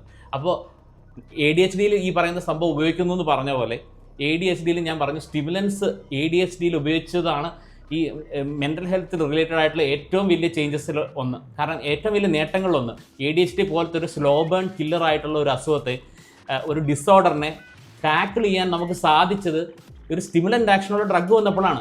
അതൊരു സബ്സ്റ്റൻസ് ആണ്. അല്ലെങ്കിൽ ഞാൻ പറഞ്ഞ ഉറങ്ങാനോ അല്ലെങ്കിൽ ആൻസൈറ്റി റിലീഫിനോ ഒക്കെ കൊടുക്കുന്നതൊക്കെ ഒരു രീതിയിൽ അല്ലെങ്കിൽ മറ്റു രീതിയിൽ സബ്സ്റ്റൻസ് തന്നെയാണ്. അത് പഠിക്കാൻ പറ്റുന്നത് ലീഗലായതുകൊണ്ടാണ്. ഇത് ലീഗലാക്കുക എന്ന് പറഞ്ഞാൽ നമ്മൾ കൈ കഴിഞ്ഞ് എല്ലാവർക്കും കൊടുക്കുക എന്നല്ല അതിൻ്റെ അർത്ഥം, അല്ലെങ്കിൽ ഇതിന് പ്രശ്നങ്ങളില്ല എന്നല്ല. അത്രയും പൊട്ടൻ്റ് ആയിട്ടുള്ള ഒരു സാധനം. ഇപ്പോൾ യുറേനിയം നമ്മൾ ഉപയോഗിക്കുന്നില്ലേ, അത് അത്രയും പൊട്ടൻ്റ് അല്ലേ? പക്ഷെ യുറേനിയം കൊണ്ട് പ്രശ്നമില്ലേ? അപ്പോൾ അങ്ങനെ വേണം. ഏറ്റവും പൊട്ടൻ്റ് ആയിട്ടുള്ള സാധനങ്ങൾ പഠിക്കാൻ പറ്റണമെങ്കിൽ അത് ആക്സസിബിൾ ആക്കണം. അല്ലാതെ അത് യൂസ് ചെയ്യുന്നവരെ മാറ്റി നിർത്തിയോ അല്ലെങ്കിൽ ആ ഒരു സംഭവത്തോട് മൊത്തത്തിൽ സ്റ്റിഗ്മറ്റൈസ് ചെയ്ത് നമ്മളൊരു വട്ടം വരച്ച് പുറത്തോട്ട് എറിഞ്ഞുകൊണ്ട് ഈ പ്രശ്നം സോൾവ് ചെയ്യില്ല എന്ന് മാത്രമല്ല, ഒത്തിരി നല്ല കാര്യങ്ങളിലേക്ക് മെഡിക്കലി തന്നെ, അല്ലെങ്കിൽ മെൻ്റൽ ഹെൽത്തിന് മാത്രമല്ല ഞാൻ പറയുന്നത്, മെഡിക്കലി തന്നെ മാറ്റാവുന്ന, ഇപ്പോൾ ഡിപ്രഷനൊക്കെ പ്രോപ്പറായിട്ട് ട്രീറ്റ് ചെയ്യാനുള്ള ഡ്രഗ്സ് ഇപ്പോഴും സൊസൈറ്റിയിൽ ഇല്ലയെന്നേ ഞാൻ പറയത്തുള്ളൂ. നമ്മളിപ്പോൾ പൊതുവേ ഡിപ്രഷനെ ട്രീറ്റ് ചെയ്യുന്ന ഡ്രഗ്സ് ഉണ്ടല്ലോ, ഫ്ലോക്സെറ്റിൻ, ഇതെല്ലാം 70കളിലും 80കളിലും വന്നതാണ്. പുതിയ ഡ്രഗ്സ് വരുന്നുണ്ടെങ്കിൽ പോലും 70കളിലും 80കളിലും വന്ന മെഡിസിൻസ് ആണ് ഇപ്പോഴും മെയിൻ സ്റ്റേ ആയിട്ട് ഉപയോഗിച്ചുകൊണ്ടിരിക്കുന്നതെന്ന് ആലോചിക്കണം. അപ്പോൾ സയൻസ് എവിടെ ഡെവലപ്പ് ചെയ്തു? 50 വർഷം മുമ്പുള്ള ഡ്രഗാണോ നമ്മൾ ഉപയോഗിക്കേണ്ടത് ഇപ്പോഴും? അപ്പോൾ ഈ മാറ്റങ്ങൾ വരണമെങ്കിൽ പൊട്ടൻ്റ് ആയിട്ടുള്ള മോളിക്യൂൾസ് പഠിക്കാനുള്ള ഒരു ആക്സസ് വേണം. അവിടെയൊക്കെ ഇത് വളരെ വളരെ ബേസിക് ആയിട്ടുള്ള കാര്യമാണ് ഡീക്രിമിനലൈസ് ചെയ്യുക. അല്ലെങ്കിൽ ഇത് ഉപയോഗിക്കുന്ന ആൾക്കാർക്ക് ഇതിനെക്കുറിച്ച് സംസാരിക്കാനോ അല്ലെങ്കിൽ സ്റ്റഡിയിൽ എൻറോൾ ചെയ്യാനോ പറ്റുക എന്നുള്ളത്. ഇനി അതിൽ വേറൊരു സൈഡ് ആലോചിച്ച് നോക്കി, നമ്മൾ ഓവർഡോസ് ആയാലോ, എത്ര ഓവർഡോസ് ഡെത്താണ് സമൂഹത്തിൽ നടക്കുന്നത്. ഇപ്പോൾ ഓവർഡോസ് ആയ, ഇപ്പോൾ ഒരു ലഹരി ഉപയോഗിക്കുന്ന ഒരാളോ ഓവർഡോസ് ആയി എന്ന് വിചാരിക്കുക, ഇപ്പോൾ മെത്താംഫെറ്റമിൻ അല്ലെങ്കിൽ MDMA ഉപയോഗിക്കുന്ന ആൾ ഓവർഡോസ് ആയെന്ന് വിചാരിക്കുക, അവർ എന്ത് ചെയ്ത് ആശുപത്രി പോകത്തില്ല. നമ്മുടെ ക്ലയൻസിൽ നിന്ന് നമുക്ക് അനുഭവമുള്ളതാണ്. കാരണം അവർ വിചാരിക്കുന്നത് എന്താണെന്നറിയോ, ആശുപത്രി ജീവൻ പോകുമെന്നുള്ള അവസ്ഥയിൽ വന്നാൽ പോലും ആശുപത്രി പോകാൻ അവർ വില്ലിങ് ആവുന്നില്ല. അവർ മരിച്ചോട്ടെ അല്ലെങ്കിൽ ജയിലിൽ പോകുന്നതാണ്. എന്തിന് ഇത്ര ക്രൂരമായിട്ട് നമ്മുടെ തന്നെ സിറ്റിസൺസിന് ഈ അവസ്ഥ വരുന്നത്? നമ്മുടെ പ്രായം കുറഞ്ഞ പിള്ളേരെയൊക്കെ എന്തിനിങ്ങനെ പീഡിപ്പിക്കുന്നത്? കാരണം ഈ ഭയം അല്ലെങ്കിൽ ഒരു പോലീസ് സ്റ്റേറ്റ് പോലെ റൺ ചെയ്യേണ്ട കാര്യമല്ല ഇത്.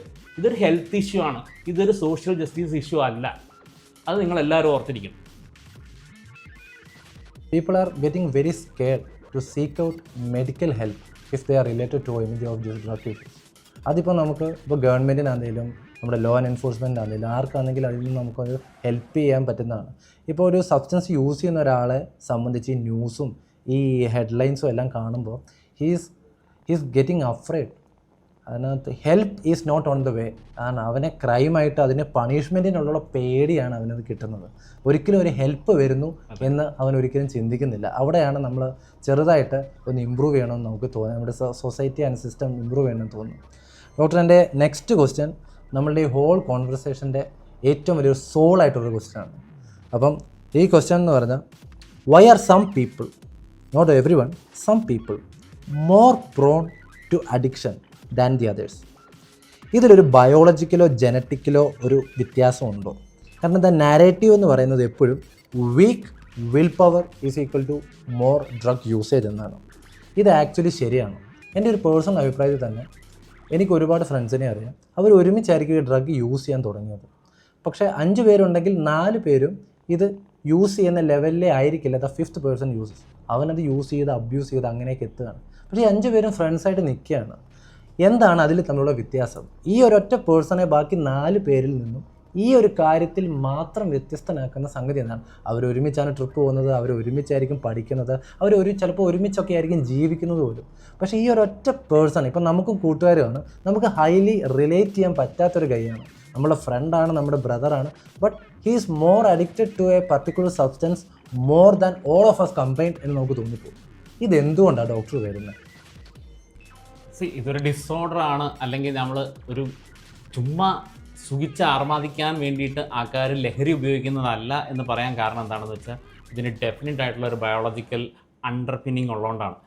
നിങ്ങൾ ആലോചിച്ച് നോക്കിയാൽ, ഇപ്പോൾ മദ്യപിച്ച് അച്ഛൻ മരിച്ച ഒത്തിരി കുട്ടികളുണ്ട്. അവരൊക്കെ ചെറുപ്പം തൊട്ടേ അച്ഛൻ എന്ന് പറഞ്ഞു കഴിഞ്ഞാൽ ഒരു എന്താ പറയുക, ഹെയ്റ്റ് ചെയ്യുന്നൊരു ഫിഗറാണ്. കാരണം അവർ കണ്ടു വളർന്നതെല്ലാം അച്ഛൻ മദ്യപിച്ച് വരുന്നതും വഴക്കുണ്ടാക്കുന്നതൊക്കെയാണ്.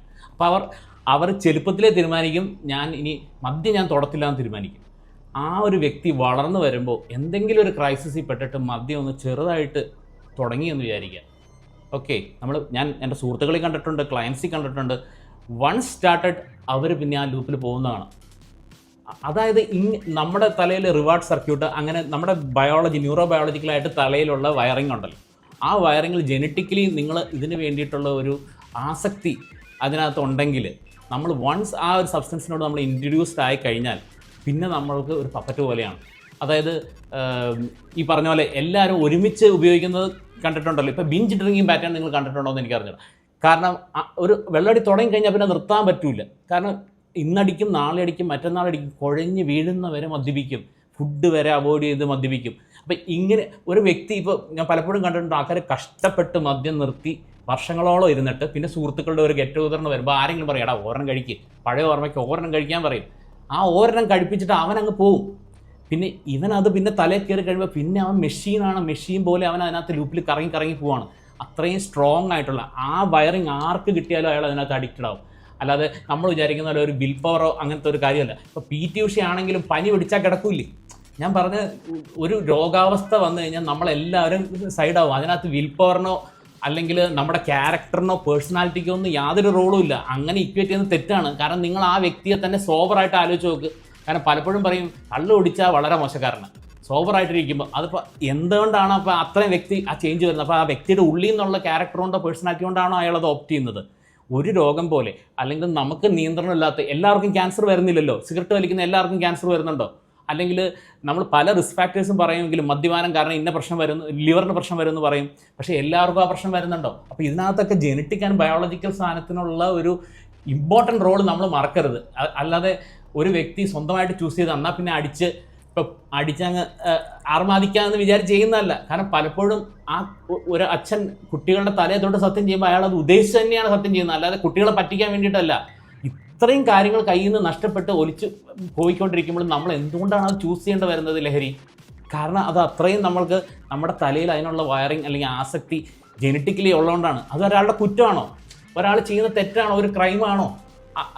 അപ്പോൾ ഞാൻ പറഞ്ഞില്ലേ, മൊത്തത്തിലുള്ള ഇതിൻ്റെ അണ്ടർസ്റ്റാൻഡിങ് എന്തുകൊണ്ടാണ് ഇമ്പോർട്ടൻ്റ് ആവുന്നതെന്നോ ഇവിടെയാണ്. കാരണം നമ്മൾ ഹെൽത്ത് ഇഷ്യൂ ആയിട്ട് ട്രീറ്റ് ചെയ്യുമ്പോൾ മാത്രമാണ് ഇങ്ങനെയുള്ള കാര്യങ്ങളിലേക്കും നമുക്കൊരു വ്യൂ പോയിന്റ് കിട്ടത്തുള്ളൂ. ഇപ്പോൾ ഒരു വ്യക്തി ലഹരിയിൽ മദ്യം പിന്നെ കംപ്ലീറ്റ്ലി ഓക്കെ ആണല്ലോ. ഇപ്പോൾ മറ്റൊരു ലഹരി ഉപയോഗിച്ച് ഒരു വ്യക്തി ഇങ്ങനെ പോകുമ്പോൾ, സ്പൈറൽ ചെയ്ത് പോകുമ്പോൾ, നമ്മൾ ആ വ്യക്തിനെ ഒന്നുകിൽ പിടിച്ച് അഡ്മിറ്റാക്കി ഹോസ്പിറ്റലിലാക്കുക, അല്ലെങ്കിൽ ആ വ്യക്തി അറസ്റ്റ് ചെയ്യപ്പെടും, അല്ലെങ്കിൽ ആ വ്യക്തി ക്രിമിനലാക്കപ്പെടും, അല്ലെങ്കിൽ ആ വ്യക്തി മീഡിയയുടെ മുമ്പിൽ ഒരു വലിയ ക്രിമിനൽ അല്ലെങ്കിൽ ഡ്രഗ്സ് സിൻഡിക്കേറ്റിൻ്റെ ആളായിട്ട് കൊട്ടിഘോഷിക്കപ്പെടും. അപ്പോൾ ഇതുപോലെ ഒരു എന്താ പറയുക ക്യാരക്ടർ അസാസിനേഷൻ അല്ലെങ്കിൽ ഒരു വ്യക്തിയുടെ ജീവിതം തന്നെ നശിപ്പിച്ച് കളയുന്ന രീതിയിൽ ആൾക്കാരുടെ പടം കാണിച്ച്, ഞാൻ പറയാം വേറൊരു അസുഖത്തിൽ ഇങ്ങനെ ചെയ്യത്തില്ലല്ലോ നിങ്ങൾ, പിന്നെ ഇതിലങ്ങനെ ചെയ്യുന്നത്. അപ്പോൾ ഡോക്ടർ, ഞാൻ വീണ്ടും എൻ്റെ ആ ചോദ്യത്തിൻ്റെ ആ ഒരു സോളിലേക്ക് വരാം. ഞാൻ ചോദിച്ചത് 5 പേര് യൂസ് ചെയ്യുമ്പോൾ ബാക്കി 4 പേരും എല്ലാവരുടെയും അവരുടെ ജീവിതശൈലി എല്ലാം അങ്ങനെ ഉള്ളവരല്ലേ കൂട്ടുകാരാവുകയുള്ളൂ. ഒരേ ജീവിതശൈലി, ഒരേ ഫിനാൻഷ്യൽ സിറ്റുവേഷൻ, ഒരേ സൊസൈറ്റിക്കൽ സർക്കിൾ, ഇവരെല്ലാം ഒരുമിച്ച് പഠിക്കുന്നവരായിരിക്കാം. പക്ഷെ ബാക്കി 4 പേരും ഇത് യൂസ് ചെയ്തു, അവർക്കത് കളയാൻ പറ്റുന്നുണ്ട്. ഈ ഒരാൾക്ക് അത് കളയാൻ പറ്റുന്നില്ല. അപ്പോൾ ഡോക്ടർ പറയുന്നത് അത് മേ ബി അവൻ്റെ ജനറ്റിക് വയറിങ്ങിൻ്റെ ആണോ, അതോ അവൻ്റെ ചൈൽഡ്ഹുഡ് ബ്രോട്ടപ്പിനെ പറ്റിയാണോ, അത് എന്താണ് അവന് കൂടുതലായി ഞാൻ പറയുന്നത് അത് ജനറ്റിക് കാര്യത്തെക്കുറിച്ചാണ്. കാരണം നമ്മളിപ്പോൾ എപ്പോഴും ചർച്ച ചെയ്യുന്നത് ചൈൽഡ്ഹുഡ് ട്രോമ അങ്ങനത്തെ കാര്യങ്ങൾ കോൺട്രിബ്യൂട്ട് ചെയ്യുന്നതിനെ കുറിച്ചാണ്. പക്ഷേ അതിലും പവർഫുള്ളാണ് ലഹരി ഉപയോഗത്തിൽ നിന്നല്ല മിക്കവാറും മാനസികാരോഗ്യ പ്രശ്നങ്ങൾ. ഇപ്പോൾ ആത്മഹത്യ തന്നെ നമ്മൾ ആലോചിച്ച് കഴിഞ്ഞാൽ ഇപ്പോൾ ഇപ്പോൾ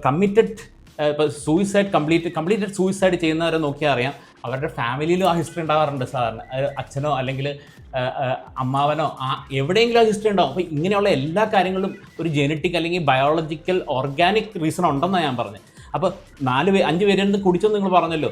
ചിലപ്പോൾ 5 പേരിൽ നിന്ന് കുടിച്ചാൽ അവർക്ക് ആർക്കും ചിലപ്പോൾ അടുത്ത ദിവസം കുടിക്കാനുള്ള ഇതുണ്ടാവില്ല, ഹാങ് ഓവർ അല്ലെങ്കിൽ ഒരു ക്ഷീണമായിരിക്കും തോന്നുന്നത്. പക്ഷേ അത് ഒരു വ്യക്തിക്ക് അത് ഹൈ ആയിട്ടായിരിക്കും പോകുന്നത്. ജെനറ്റിക്കലി തന്നെ ഒരേ സബ്സ്റ്റൻസ് ഓരോ ബോഡിയിൽ ചെല്ലുമ്പോഴും ഒരു ബോഡിയിൽ ഉണ്ടാക്കുന്ന എഫക്റ്റ് ആവണമെന്നില്ല മറ്റേ ബോഡിയിൽ ഉണ്ടാക്കുന്നത്. ഹൈ പോകുന്നവരെ സംബന്ധിച്ചോളം അത് നിർത്താൻ പറ്റത്തില്ല. കാരണം ഇപ്പോൾ നമുക്ക് അടുപ്പിച്ച് ഒരു ദിവസം കഴിച്ചു കഴിഞ്ഞാൽ ചിലപ്പോൾ അടുത്ത ദിവസം കഴിച്ചു കഴിഞ്ഞാൽ 3-ാമത്തെ ദിവസം കഴിക്കാൻ പറ്റില്ല. അവരെ സംബന്ധിച്ചോളം ആ 3-ാമത്തെ ദിവസം അവർ കയറി പോവാണ്. അപ്പോൾ അങ്ങനെയുള്ള ഒരാൾ അത് കണ്ടിന്യൂ ചെയ്തുകൊണ്ടിരിക്കില്ലേ? അപ്പോൾ അത് അയാളുടെ വിൽ പവറിൽ നിൽക്കുന്ന കാര്യമല്ല. വിൽ പവറിന് അതിൽ റോളേ ഇല്ല.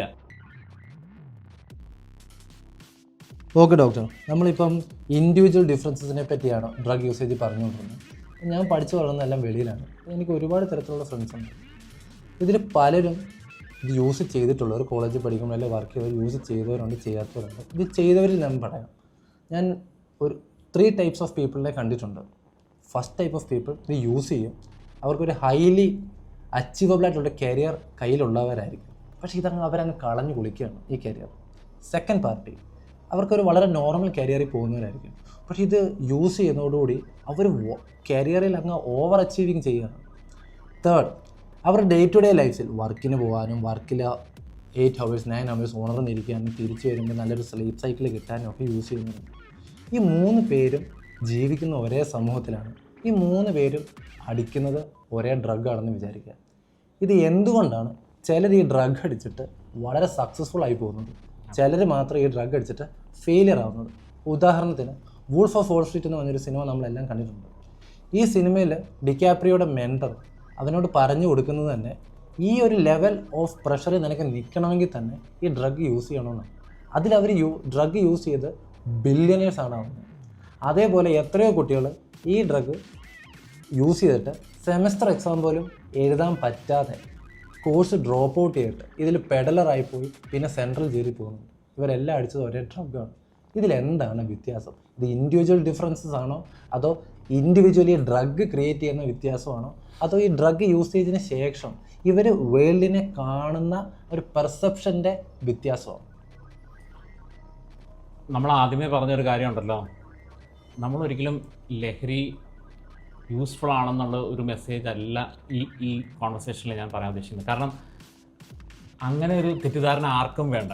കാരണം ലഹരി എന്ന് പറയുന്നത്, ഇപ്പോൾ ഞാൻ പറഞ്ഞില്ലേ, ADHD എന്ന് പറയുന്ന കണ്ടീഷനുള്ള ആൾക്കാർ, അല്ലെങ്കിൽ സാധാരണ നമുക്ക് അറ്റൻഷനുള്ള പ്രശ്നമുള്ളവരോ അല്ലെങ്കിൽ ഒരു കൺസിസ്റ്റൻ്റ് ആയിട്ട് പണിയെടുത്ത് ഒരു കാര്യത്തിലേക്ക് ഗോളിലേക്ക് എത്തിക്കാൻ പറ്റാത്ത ആൾക്കാർക്ക് ആ ആൾക്കാർ സ്റ്റിമുലൻസ് ഉപയോഗിക്കുകയാണെന്ന് വിചാരിക്കാം, മെത്താംഫെറ്റമിനോ അല്ലെങ്കിൽ കൊക്കൈനോ ഉപയോഗിക്കാമെന്ന് വിചാരിക്കാം. അപ്പോൾ അവർക്കൊരു റഷ് ഓഫ് എനർജി ഉണ്ടാവും. അത് അൺപ്രഡിക്റ്റബിൾ ആണ്, അൺകൺട്രോൾഡ് ആണ്, റോ ആണ്. അങ്ങനെ ഒരു സാധനം വരുമ്പോൾ നമുക്ക് ഇനീഷ്യലി കിട്ടുന്ന ഒരു സംഭവമുണ്ട്, എനർജി കിട്ടും, പണി ചെയ്യാൻ പറ്റും എന്നുള്ളത് ശരിയാണ്. പക്ഷേ അത് സസ്റ്റൈനബിൾ ആണോ എന്ന് ചോദിച്ചു കഴിഞ്ഞാൽ അത് മിക്കവാറും അല്ല. കാരണം അത്രയും ഒരിക്കലും നമ്മൾ വിചാരിക്കരുത് ഒരു ഡ്രഗുമായിട്ട് നമുക്ക് ഒരു മൽപ്പിടുത്തം നടക്കത്തില്ല. കാരണം അത് ഒന്നാമത്തെ കാര്യം, അതിൻ്റെ ഡോസേജോ കാര്യങ്ങളോ ഒന്നും നമുക്ക് അറിഞ്ഞുവിടാതെയാണ് നമ്മൾ എടുക്കുന്നത്. ഒരു കൺട്രോളിലല്ല ആ സംഭവം എടുക്കുന്നത്. ഇപ്പോൾ ADHDയുടെ മെഡിസിൻ ആയിട്ടുള്ള ഇപ്പോൾ റിറ്റാലിനോ അഡ്രാളോ വരുമ്പോൾ അത് ഡ്രഗ് കൺട്രോൾഡ് ആണ്, ഡോസേജ് കൺട്രോൾഡ് ആണ്. അതുകൊണ്ട് തന്നെ നമുക്കത് യൂസ് ചെയ്ത് പണിയെടുക്കാൻ പറ്റും. പക്ഷേ ഇപ്പുറത്തുള്ള സാധനം അതൊരു അൺലീഷ് ചെയ്യുന്ന എനർജി, അത് ചിലപ്പോൾ ഒരു ടാൻജൻറ്റിൽ ചിലപ്പോൾ അയാൾക്ക് സക്സസ് ഉണ്ടാക്കും. നിങ്ങൾ പറഞ്ഞ പോലെ വൂൾഫ് ഓഫ് വാൾ സ്ട്രീറ്റിൽ, അല്ലെങ്കിൽ ഞാൻ പറഞ്ഞില്ലേ ഇൻ്റർവ്യൂവിന് പോകുമ്പോൾ സോഷ്യൽ ആൻസൈറ്റി മറികടക്കാൻ ഇത് ഹെൽപ്പ് ചെയ്യും. പക്ഷേ പാരലായിട്ട് അയാളുടെ ഇമോഷണൽ ജീവിതം, അയാളുടെ സെക്ഷൽ ലൈഫ്, അയാളുടെ ഫിസിക്കൽ ഇത്, അങ്ങനെ സക്സസ് എന്ന് പറഞ്ഞാൽ എന്താണ്? പൈസ മാത്രമല്ലല്ലോ സക്സസ് എന്ന് പറയുന്നത്. ഒരു മനുഷ്യൻ ജീവിതത്തിൽ പരാജയമാവാൻ എന്ന് പറയുന്നത് അദ്ദേഹത്തിൻ്റെ ബന്ധങ്ങൾ പരാജയമാവാമല്ലോ, അല്ലെങ്കിൽ കുട്ടികളുമായിട്ടുള്ള ഇൻട്രാക്ഷൻ പരാജയമാവില്ല, അയാളുടെ സെക്ഷൽ ലൈഫ് പരാജയപ്പെടാമല്ലോ. അപ്പം നമ്മൾ കാണുന്ന ആ ഒരു ടാൻജൻറ്റിൽ ചിലപ്പോൾ അയാൾ സക്സസ്ഫുൾ ആയിരിക്കാം. പക്ഷേ ഇത്രയും അൺകൺട്രോൾഡ് ആയിട്ടുള്ള ഒരു സാധനം നമുക്ക് ഒരിക്കലും ടൈം ചെയ്ത് യൂസ് ചെയ്യാൻ പറ്റത്തില്ല. അതുകൊണ്ട് തന്നെ നമ്മൾ ഡ്രഗ് ഒരിക്കലും നമുക്കൊരു യൂസിന് വേണ്ടിയിട്ട് ഉപയോഗിക്കാൻ പറ്റുന്ന സാധനമല്ല. കാരണം ഒന്നാമത്തെ കാരണം അത് കൺട്രോൾഡ് അല്ല, അതിനൊരു കണക്കില്ല, അത് അത്രയും പൊട്ടൻ്റ് ആയിട്ടുള്ള ഒരു സാധനമാണ്. അപ്പോൾ ഒന്ന് സ്ലിപ്പായി കഴിഞ്ഞാൽ നമ്മൾ അപ്പുറത്തേട്ട് പോകും. അപ്പോൾ സക്സസ്ഫുൾ ആണെന്ന് വിചാരിച്ച് കുതിക്കുന്ന എല്ലാവരും ഫാമിലിയൊക്കെ നഷ്ടപ്പെട്ടതിന് ശേഷമാണ് അവർ മനസ്സിലാക്കുന്നത് കയ്യിൽ നിന്ന് പോയത് എന്താണ്. അതേവരെ അവർ വിചാരിക്കും അവരെ സക്സസ്ഫുൾ ആക്കുന്ന ഈ ഡ്രഗ് ആണല്ലോ എന്ന ധാർഷ്ട്യത്തിൽ തന്നെയാണ് പോകുന്നത്. പക്ഷേ വൺസ് നമുക്ക് നമ്മുടെ ഇന്ന് കുടുംബവും ഫാമിലിയും കുട്ടികളും നഷ്ടപ്പെട്ട് കഴിയുമ്പോൾ, അല്ലെങ്കിൽ നമ്മൾ ഇമോഷണലി ഒരു പരാജയമാകുമ്പോൾ, ചെറിയ ചെറിയ കാര്യങ്ങൾക്ക് പൊട്ടിത്തെറിക്കുകയും അല്ലെങ്കിൽ സെക്ഷലി നമ്മളൊരു പരാജയമാകുമ്പോൾ, അങ്ങനെ അപ്പോൾ മാത്രമാണ് നമ്മൾ ഈ ഡ്രഗിൻ്റെ അതർ സൈഡ് കണ്ടു തുടങ്ങുന്നത്. നമ്മളെപ്പോഴും പറയും ഡ്രഗ്സ് നമ്മുടെ ലൈഫിലേക്ക് വരുന്നത് ഒരു സന്തോഷം കൊണ്ടാണ്. പിന്നെ അത് സന്തോഷവും അതിൻ്റെ കൂടെയുള്ള പ്രശ്നങ്ങളോ അവസാനം പ്രശ്നങ്ങൾ മാത്രമാവും. അപ്പോൾ ലഹരി ഉപയോഗം ഒരു രീതിയിലും നമുക്ക് വൈറ്റ് വാഷ് ചെയ്യാൻ പറ്റത്തില്ല. ഇതിൻ്റെ സെൻട്രൽ മെസ്സേജും അത് തന്നെയാണ്. നമ്മളിത് ഡീക്രിമിനലൈസ് ചെയ്യുമെന്ന് പറയുന്നത് ഇത് നാടാകെ അവൈലബിൾ ആക്കാൻ വേണ്ടിയിട്ടുമല്ല, ഇത് കൺട്രോൾഡ് ആയിട്ടുള്ള ഒരു ലെവലിലേക്ക് കൊണ്ടുവന്ന് ജനങ്ങളുടെ ഹെൽത്ത് ഉറപ്പുവരുത്തുക എന്നുള്ളതാണ് നമ്മുടെ ലക്ഷ്യം. അല്ലെങ്കിൽ ആകമാനമായിട്ടുള്ള എല്ലാ ഡൊമൈൻസിലുള്ള അവരുടെ ജീവിതത്തിൻ്റെ സക്സസ് അല്ലെങ്കിൽ പുരോഗതി ഉറപ്പുവരുത്തുക എന്നുള്ളതാണ് നമ്മുടെ ഉദ്ദേശം. അപ്പം ഡോക്ടർ പറഞ്ഞു വരുന്നതെന്ന് പറഞ്ഞാൽ നമ്മൾ ഡ്രഗ് യൂസ് ചെയ്തിട്ട് അവർ ഹൈലി സക്സസ്ഫുൾ ആവുമോ ഫെയിലിയർ ആവുമോ എന്താണെങ്കിലും, whether is it a blessing or a curse, ഇതിലെന്താണെങ്കിലും അതിൻ്റെ അടുത്ത സൈഡിൽ ഒരു നെഗറ്റിവിറ്റി നമ്മളെ കാത്തിരിക്കുന്നുണ്ട്, ഇന്നെവിറ്റബിളും ആണെന്നാണ്. ആരും ആ ടാൻജൻറ്റിൽ ഞാൻ പറഞ്ഞില്ല അതിനെ ജയിച്ച് മുന്നേറിയിട്ടില്ല എന്ന് ഞാൻ പറഞ്ഞു. കാരണം ഡ്രഗിനെ സംബന്ധിച്ചുള്ള ഒരു ടാൻജൻറ്റ് നിങ്ങൾ പറഞ്ഞ പോലെ ഇപ്പോൾ സക്സസ്ഫുൾ അപ്പോൾ സെയിൽസ്മാൻ ആണെങ്കിൽ അയാൾക്ക് അതുണ്ടാവും. പക്ഷെ നമ്മൾ അതിൻ്റെ അതർ സൈഡ് എന്ന് പറയുന്നത് അതിൻ്റെ ക്രാഷ് അല്ലെങ്കിൽ അതുണ്ടാക്കുന്ന ശരീരത്തിലുള്ള ബാക്കിയുള്ള എഫക്ട്സ് നമ്മുടെ ജീവിതത്തിൻ്റെ വേറെ സൈഡ് കളഞ്ഞുകൊണ്ടിരിക്കും. അപ്പോൾ നിങ്ങൾ കാണുന്നത് ആ സക്സസ്ഫുൾ സൈഡ് മാത്രമല്ലേ. നമ്മളിപ്പോൾ എത്ര ധാർഷ്ട്യത്തിൽ, അപ്പോൾ ഹൈ ഫങ്ഷനിങ് ഡ്രഗ് അഡിക്റ്റ്, ഇപ്പോൾ നിങ്ങൾ പറഞ്ഞാൽ ജോലിയിലൊക്കെ ഹൈ ഫങ്ഷനിങ് ആയിട്ടുള്ള യൂസർ എന്ന് പറഞ്ഞു കഴിഞ്ഞാൽ അയാൾക്ക് കൂടുതൽ പ്രശ്നമാണ്. കാരണം അയാൾ ഇത് കൂടുതൽ നാൾ ഇത് മുന്നോട്ട് കൊണ്ടുപോകാൻ സാധ്യതയുണ്ട്. ഇപ്പോൾ അത് ചെയ്തിട്ട് ഇപ്പോൾ വെള്ളം അടിച്ചിട്ട് ആർക്കും ജോലി ചെയ്യാൻ പറ്റത്തില്ല, കാരണം വെള്ളടിയുടെ മണവും കാര്യങ്ങളൊക്കെ ഉണ്ട്. പക്ഷെ പല ലഹരി ഉപയോഗിച്ചിട്ട് ജോലി ചെയ്യാൻ പറ്റുന്നുണ്ട്. അപ്പോൾ അത് കൂടുതൽ പ്രശ്നമാവാൻ ഒരു കാരണം അതാണ്, ഹൈ ഫങ്ഷനിങ് ആവുന്നതാണ്. അതുകൊണ്ട് തന്നെ ഒരിക്കലും നമുക്ക് ഞാൻ പറഞ്ഞില്ലേ, ഇൻഡിവിജ്വൽ ഡിഫറൻസസ് എന്ത് കാരണം ആയിക്കോട്ടെ, ലഹരിയുടെ മുകളിൽ ഒരു കൺട്രോൾ അല്ലെങ്കിൽ ലഹരി നമ്മുടെ യൂട്ടിലിറ്റിക്ക് വേണ്ടി ഉപയോഗിക്കാൻ ഇപ്പോഴത്തെ അവസ്ഥയിൽ സാധ്യമല്ല. നമ്മളതൊരു റഡാറി കൊണ്ടുവന്നാൽ ഒരു പഠനത്തിന് വിധേയമാക്കി അതിൽ നിന്നുള്ള ആ ഒരു ആസ്പെക്റ്റ് മാത്രം തിരിച്ചെടുത്ത് ഒരു മെഡിക്കേഷൻ പോലെ അത് ഡിസൈൻ ചെയ്ത് കൊണ്ടുവന്നാൽ മാത്രമേ നമുക്ക് അത് പറ്റത്തുള്ളൂ. അതിങ്ങനെ ഇല്ലീഗലായിട്ട് വെക്കുന്നിടത്തോളം കാലം പോസിബിളും അല്ല. ഇതിനെ ബന്ധപ്പെടുത്തി ഒരു വളരെ കുഞ്ഞൊരു ചോദ്യം ഞാൻ ചോദിച്ചോട്ടെ. ഇതിൽ ഒരു നരേറ്റീവ് ഭയങ്കര പോപ്പുലറാണ്. അതെന്ന് പറഞ്ഞാൽ weak willpower is equal to more drug usage, strong ആയിട്ടുള്ള willpower is equal to less or no drug usage. ഇത് ഡോക്ടറുടെ ഭാഷയിൽ, ഡോക്ടറിൻ്റെ ഒരു എക്സ്പെർട്ടൈസിൽ, കഴിഞ്ഞ 10 വർഷത്തായിട്ടുള്ള സൈക്കാട്രിക് ലോകമായിട്ടുള്ള എക്സ്പെർട്ടൈസിൽ ഇതിന് എന്തുമാത്രം ശരിയുണ്ട്, അത് എന്തുകൊണ്ടാണ്? അല്ല, നമ്മൾ ആത്മഹത്യക്ക് വേണ്ടി ശ്രമിക്കുന്നവരോട് നമ്മൾ പറയുമല്ലോ നീ ദുർബലനായതുകൊണ്ടാണ്. പക്ഷേ ഈ കാര്യങ്ങളിലൊക്കെ ഉള്ള ഒരു ബയോളജിക്കൽ അണ്ടർപിന്നിങ് മാത്രമല്ല, നമ്മുടെ വിൽ പവറോ അല്ലെങ്കിൽ നമ്മുടെ വിർച്യൂസോ അല്ലെങ്കിൽ അതും ഈ യൂസ് തമ്മിൽ യാതൊരു ബന്ധവുമില്ല. കാരണം ഇതും സെപ്പറേറ്റ് ആയിട്ട് ഞാൻ പറഞ്ഞ, നമ്മളിപ്പോൾ അതിന് വൾണറബിളാണ്, ജനറ്റിക്കലി വൾണറബിളാണ്, നമ്മുടെ എൻവയോൺമെൻറ്റ് അതിൻ്റെ ഫേവറബിൾ ആണെങ്കിൽ നമ്മൾ അതിലേക്ക് പോകുമ്പോൾ നമ്മൾ അറിയത്ത പോലുമില്ല. അവിടെ നമുക്ക് വിൽ പവർ വെച്ച്, അപ്പോൾ വിൽ പവർ എന്ന് പറഞ്ഞാൽ എന്താ, നമ്മുടെ ഒരു പേഴ്സണലി കൺട്രോളുള്ള ഓട്ടോണമി എക്സേർട്ട് ചെയ്യാൻ പറ്റുന്ന സ്ഥലമല്ലേ. ഇതെന്ന് പറഞ്ഞാൽ ഒരു സ്ലിപ്പറി സ്ലോപ്പാണ്. വൺസ് നമ്മൾ അതിന് വേണ്ടിയിട്ട് നമ്മൾ ജനറ്റിക്കലി വയർഡാണെങ്കിൽ ആ ഒരു സാഹചര്യം വരുമ്പോൾ നമ്മൾ അങ്ങോട്ട് ഒരു വൾണറബിൾ സാഹചര്യം വരുമ്പോൾ നമ്മൾ അങ്ങോട്ട് പോവുക തന്നെ ചെയ്യും. അപ്പോൾ ഒരിക്കലും നമുക്കത് പറയാൻ പറ്റത്തില്ല. അതാണ് ഞാൻ പറഞ്ഞത്, ഇപ്പോൾ ഉസൈൻ ബോൾട്ട് ആണെങ്കിലും പി ടി ഉഷ ആണെങ്കിലും ഒരു രോഗം ബാധിച്ച കിടപ്പിലാവെന്ന് പറയുന്നത് അത് ബോഡിക്കകത്ത് ഇൻഹറൻ്റ് ആയിട്ടുള്ളൊരു പ്രോപ്പർട്ടിയാണ്. അല്ലാതെ അവർക്ക് ഫിസിക്കലി അവർ ഏബിൾ അല്ലാത്തതുകൊണ്ടല്ല, മനസ്സിലായില്ലേ? അവർ 100 മീറ്ററിൽ എത്ര ഇതായിട്ട് ഓടിയാലും പനി പിടിച്ചാൽ അവർ തളർന്ന് കിടക്കുമെന്ന് പറഞ്ഞില്ലേ, അതുപോലൊരു റിയാലിറ്റിയാണത്. അപ്പോൾ ഡ്രഗ് യൂസേജും ഒരു പേഴ്സണൽ വിൽ പവറും മെൻ്റൽ പവറും തമ്മിൽ നമ്മൾ വിചാരിക്കുന്നത് നമ്മുടെ നരേറ്റീവുകളല്ലേ.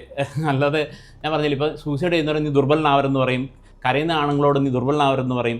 ഇതും നമ്മുടെ വിൽ പവറും തമ്മിൽ യാതൊരു ബന്ധമില്ല. ഞാൻ കണ്ടിട്ടുണ്ട് ഇപ്പോൾ പല കാര്യങ്ങളും വില്ലുകൊണ്ട് സാധിക്കുന്ന പലരും വളരെ വൾണറബിളായ മനുഷ്യന്മാരാണ്. ആൻഡ് പല ആൾക്കാരും ഡ്രഗ് യൂസ് ചെയ്യുന്നവർ എന്ന് പറഞ്ഞ് നമ്മൾ ചാപ്പ് കുത്തിയിടുന്ന ആൾക്കാർ നല്ല വിൽ പവറോടുകൂടി ജീവിതത്തിൽ പല കാര്യം അച്ചീവ് ചെയ്തിട്ടുള്ളവരാണ്, അച്ചീവ് ചെയ്യുന്നവരുമാണ്. അപ്പോൾ ഇതും കൂടി കൂട്ടിക്കഴിച്ച് ചിന്തിക്കുക എന്ന് പറഞ്ഞു കഴിഞ്ഞാൽ അത് ആക്ച്വലി അവരെ ക്യാൻസൽ ഔട്ട് ചെയ്യാൻ വേണ്ടിയിട്ടുള്ള ഒരു മെത്തേഡ് മാത്രമായിട്ട് എനിക്ക് കാണാൻ പറ്റത്തുള്ളൂ. അല്ലെങ്കിൽ വീണ്ടും ആ സ്റ്റിഗ്മയുടെ ഒരു എക്സ്റ്റൻഷൻ അല്ലെങ്കിൽ ഒരു ക്രൈമായിട്ട് കാണുന്നതിൻ്റെ എക്സ്റ്റൻഷനായിട്ട് എനിക്ക് കാണാൻ പറ്റത്തുള്ളൂ. ഓക്കെ ഡോക്ടർ, എനിക്കത് വളരെ ഇമ്പ്രസീവായിട്ടൊരു ആൻസറാണ് ഡോക്ടർ പറഞ്ഞത്. അതുകൊണ്ട് തന്നെ ഞാനൊരു നെക്സ്റ്റ് ക്വസ്റ്റ്യൻ ഞാനിവിടെ എഴുതിയിട്ടിരിക്കുന്നത് വളരെ ഒരു വലിയ ക്വസ്റ്റ്യനാണ്. പക്ഷേ ഈ ചോദ്യത്തിൻ്റെ ഉത്തരമാണ് ഡോക്ടർ ഇത്രയും നേരമായിട്ട് പല ചോദ്യങ്ങളിൽ നിന്ന് പറഞ്ഞുകൊണ്ടിരിക്കുന്നത്. അപ്പം ഞാൻ എൻ്റെ ഒരു നെക്സ്റ്റ് ക്വസ്റ്റ്യൻ വളരെ സിമ്പിളായിട്ടൊരു ചോദ്യമാണ്. ഈ ഡ്രഗ്സ് എന്ന് പറയുന്നത് ഇതൊരു ക്രൈമാണോ, ഒരു പ്യുവർ ക്രൈമാണോ, അതോ ഒരു ഹെൽപ്ലെസ്നെസ്സിന് വേണ്ടിയുള്ളൊരു ക്രൈ ആണോ? ഇതെന്താണ് ഒരു മനുഷ്യൻ ഒരു ഡ്രഗ് കൺസ്യൂം ചെയ്യുമ്പോൾ അവന് കിട്ടുന്നത്? അത് അവനൊരു ക്രൈം ചെയ്യാനായിട്ടുള്ളൊരു ത്രില്ല്, അല്ലെങ്കിൽ ക്രൈം ചെയ്തിട്ട് അവന് മാനസികമായി ഉണ്ടാകുന്ന ഒരു മെൻ്റൽ ഒരു സാറ്റിസ്ഫാക്ഷനോ അങ്ങനെ എന്തെങ്കിലും ഒരു ഗുണം അവന് കിട്ടുന്നുണ്ടോ, അതോ അതിൻ്റെ ഒരു ഹെൽപ്ലെസ് ക്രൈ ആണോ ഈ ഡ്രഗ്സ് കൊണ്ടൊരു മനുഷ്യൻ ഉദ്ദേശിക്കുന്നത്? ഞാൻ പറഞ്ഞല്ലോ, നിരന്തരം ഫൈറ്റ് ചെയ്താണ് മിക്കവാറും ആൾക്കാരും ജീവിക്കുന്നത് അല്ലേ. ലൈഫ് എന്ന് പറഞ്ഞ ഒരു സഫറിങ് ആണ്, സാധാരണ രീതിയിൽ തന്നെ ഒരു സഫറിങ് ആണ്. പല സ്റ്റേറ്റ് പോളിസീസും കാര്യങ്ങളും പൊളിറ്റിക്സും ഒക്കെ നോക്കുമ്പോൾ അത് മൊത്തത്തിൽ ജീവിതം മുന്നോട്ട് കൊണ്ടുപോകാൻ എന്ന് പറഞ്ഞാൽ വളരെ ഡിഫിക്കൽട്ടായ ഒരു കാര്യമാണ്. ഈ പറയുന്ന രണ്ടറ്റം കൂട്ടിമുട്ടിക്കുക എന്ന് പറയുന്നത് മെജോറിറ്റി ആൾക്കാരെ സംബന്ധിച്ചിടത്തോളം അതൊരു ടാസ്ക് തന്നെയാണ്. അങ്ങനെ ഒരു യുദ്ധമുഖത്ത് ജീവിക്കുന്ന പോലെ ജീവിക്കുന്ന ആൾക്ക് ഡ്രഗ്സ് എന്ന് പറഞ്ഞ ഒരു ആർമർ പോലെയാണെന്ന് ഞാൻ പറയത്തുള്ളൂ. ഒരു പടച്ചട്ട പോലെയാണ് അവർ, ടെമ്പററി ആയിട്ടാണെങ്കിലും. അല്ലെങ്കിൽ നിങ്ങളൊന്ന് ആലോചിച്ച് നോക്കി, ഇത്രയും റിസ്ക് എടുത്ത് ഇത്രയും പൈസ മുടക്കി ഈ ഒരു സാധനം, അല്ലെങ്കിൽ നമ്മൾ പിടിച്ചു കഴിഞ്ഞാൽ സമൂഹത്തിൽ നിന്ന് പുറത്താവും, ജോലിയിൽ നിന്ന് പുറത്താവും, ഭാര്യയും കുട്ടികളും ഒക്കെ ഉപേക്ഷിക്കാം, മൊത്തത്തിൽ നമ്മുടെ ലൈഫിൽ ഔട്ട് സൈഡറാവും. ഇത്രയും റിസ്ക് എടുത്ത ഒരാൾ അത് ഉപയോഗിക്കുന്നുണ്ടെങ്കിൽ അയാൾക്ക് അതുകൊണ്ട് അങ്ങനെ ഒരു കൈൻഡ് ഓഫ് ട്രാൻസിയൻ്റ് അല്ലെങ്കിൽ ടെമ്പററി ആയിട്ടുള്ള ഒരു സൊല്യൂഷൻ അല്ലെങ്കിൽ ഒരു ബെനിഫിറ്റ് എങ്കിലും കിട്ടുന്നുണ്ട്. ആ ബെനിഫിറ്റ് നിങ്ങൾ ഈ പറഞ്ഞ പോലെ അതൊരു ക്രൈം ആണെന്ന് എനിക്ക് ഒരു രീതിയിലും നോക്കി കാണാൻ പറ്റുന്നില്ല, ഒരു ക്രൈം ആയിട്ട് നോക്കി കാണാൻ പറ്റുന്നില്ല. അത് ഒരു വ്യക്തിയുടെ വൾണറബിലിറ്റീസിലേക്കുള്ള ഒരു ചൂണ്ടുപലകയായിട്ട് മാത്രമേ എനിക്ക് കാണാൻ പറ്റത്തുള്ളൂ. അങ്ങനെ തന്നെ അതിനെ മനസ്സിലാക്കുകയും വേണം, എന്നാലാണ് ആ പ്രോബ്ലം അഡ്രസ്സ് ചെയ്യാനും പറ്റത്തുള്ളൂ. അടുത്തൊരു മേ ബി ഒരു അൺകംഫർട്ടബിൾ ആയിട്ടൊരു ചോദ്യമായിരിക്കാം. ഈ ഒരു വാർ ഓൺ ഡ്രഗ്സ് ഇത് പ്രോബ്ലംസ് സോൾവ് ചെയ്യുന്നതിനേക്കാളും പ്രോബ്ലംസ് ക്രിയേറ്റ് ചെയ്യുവാണ് ഉണ്ടായത്. എസ്പെഷ്യലി നമ്മൾ ഈ ഓപ്പറേഷൻ തൂഫാൻ, അതായിരുന്നല്ലോ നമ്മളുടെ ഈ കോൺവെർസേഷൻ്റെ ബേസിക് ആയിട്ടുള്ള സോൾ. ഈ ഓപ്പറേഷൻ തൂഫാൻ പോലുള്ള ഇതുപോലത്തെ ഓപ്പറേഷൻസ്, ഇത് ഈ വാർ ഓൺ ഡ്രഗ്സ് ഈ ഒരു ടോപ്പിക്കിനെ സോൾവ് ചെയ്യുന്നതിനേക്കാൾ കൂടുതൽ പ്രോബ്ലംസ് ക്രിയേറ്റ് ആക്കുവാണോ? അങ്ങനെ ആണെങ്കിൽ അത് എന്തുമാത്രം? അതൊരു എക്കണോമിക്കൽ പോയിൻ്റ് ഓഫ് വ്യൂവിനോട് സാറ് പറഞ്ഞാൽ അത് വളരെ ഉപകാരമായിരുന്നു. കാരണം ഈ അഫോർഡബിലിറ്റി എന്ന് പറയുന്ന ഒരു കാര്യവും വളരെ ഇമ്പോർട്ടൻ്റ് ആണ്. നമുക്ക് എല്ലാവർക്കും അറിയാം, ഡ്രഗ്സിൻ്റെ ഫാൻസിനെസ് കൂടുന്നതിനനുസരിച്ച് ഡ്രഗ്സ് ഓൾറെഡി വളരെ എക്സ്പെൻസീവായിട്ടിരിക്കുകയാണ്. ഇത് ഡ്രഗ് യൂസ് ചെയ്യാത്ത ഒരാൾക്ക് ഒട്ടും അറിവില്ല ഈ ഡ്രഗ് ബൈ ചെയ്യാൻ എന്തുമാത്രം പൈസയാണ് പോകുന്നതെന്ന്.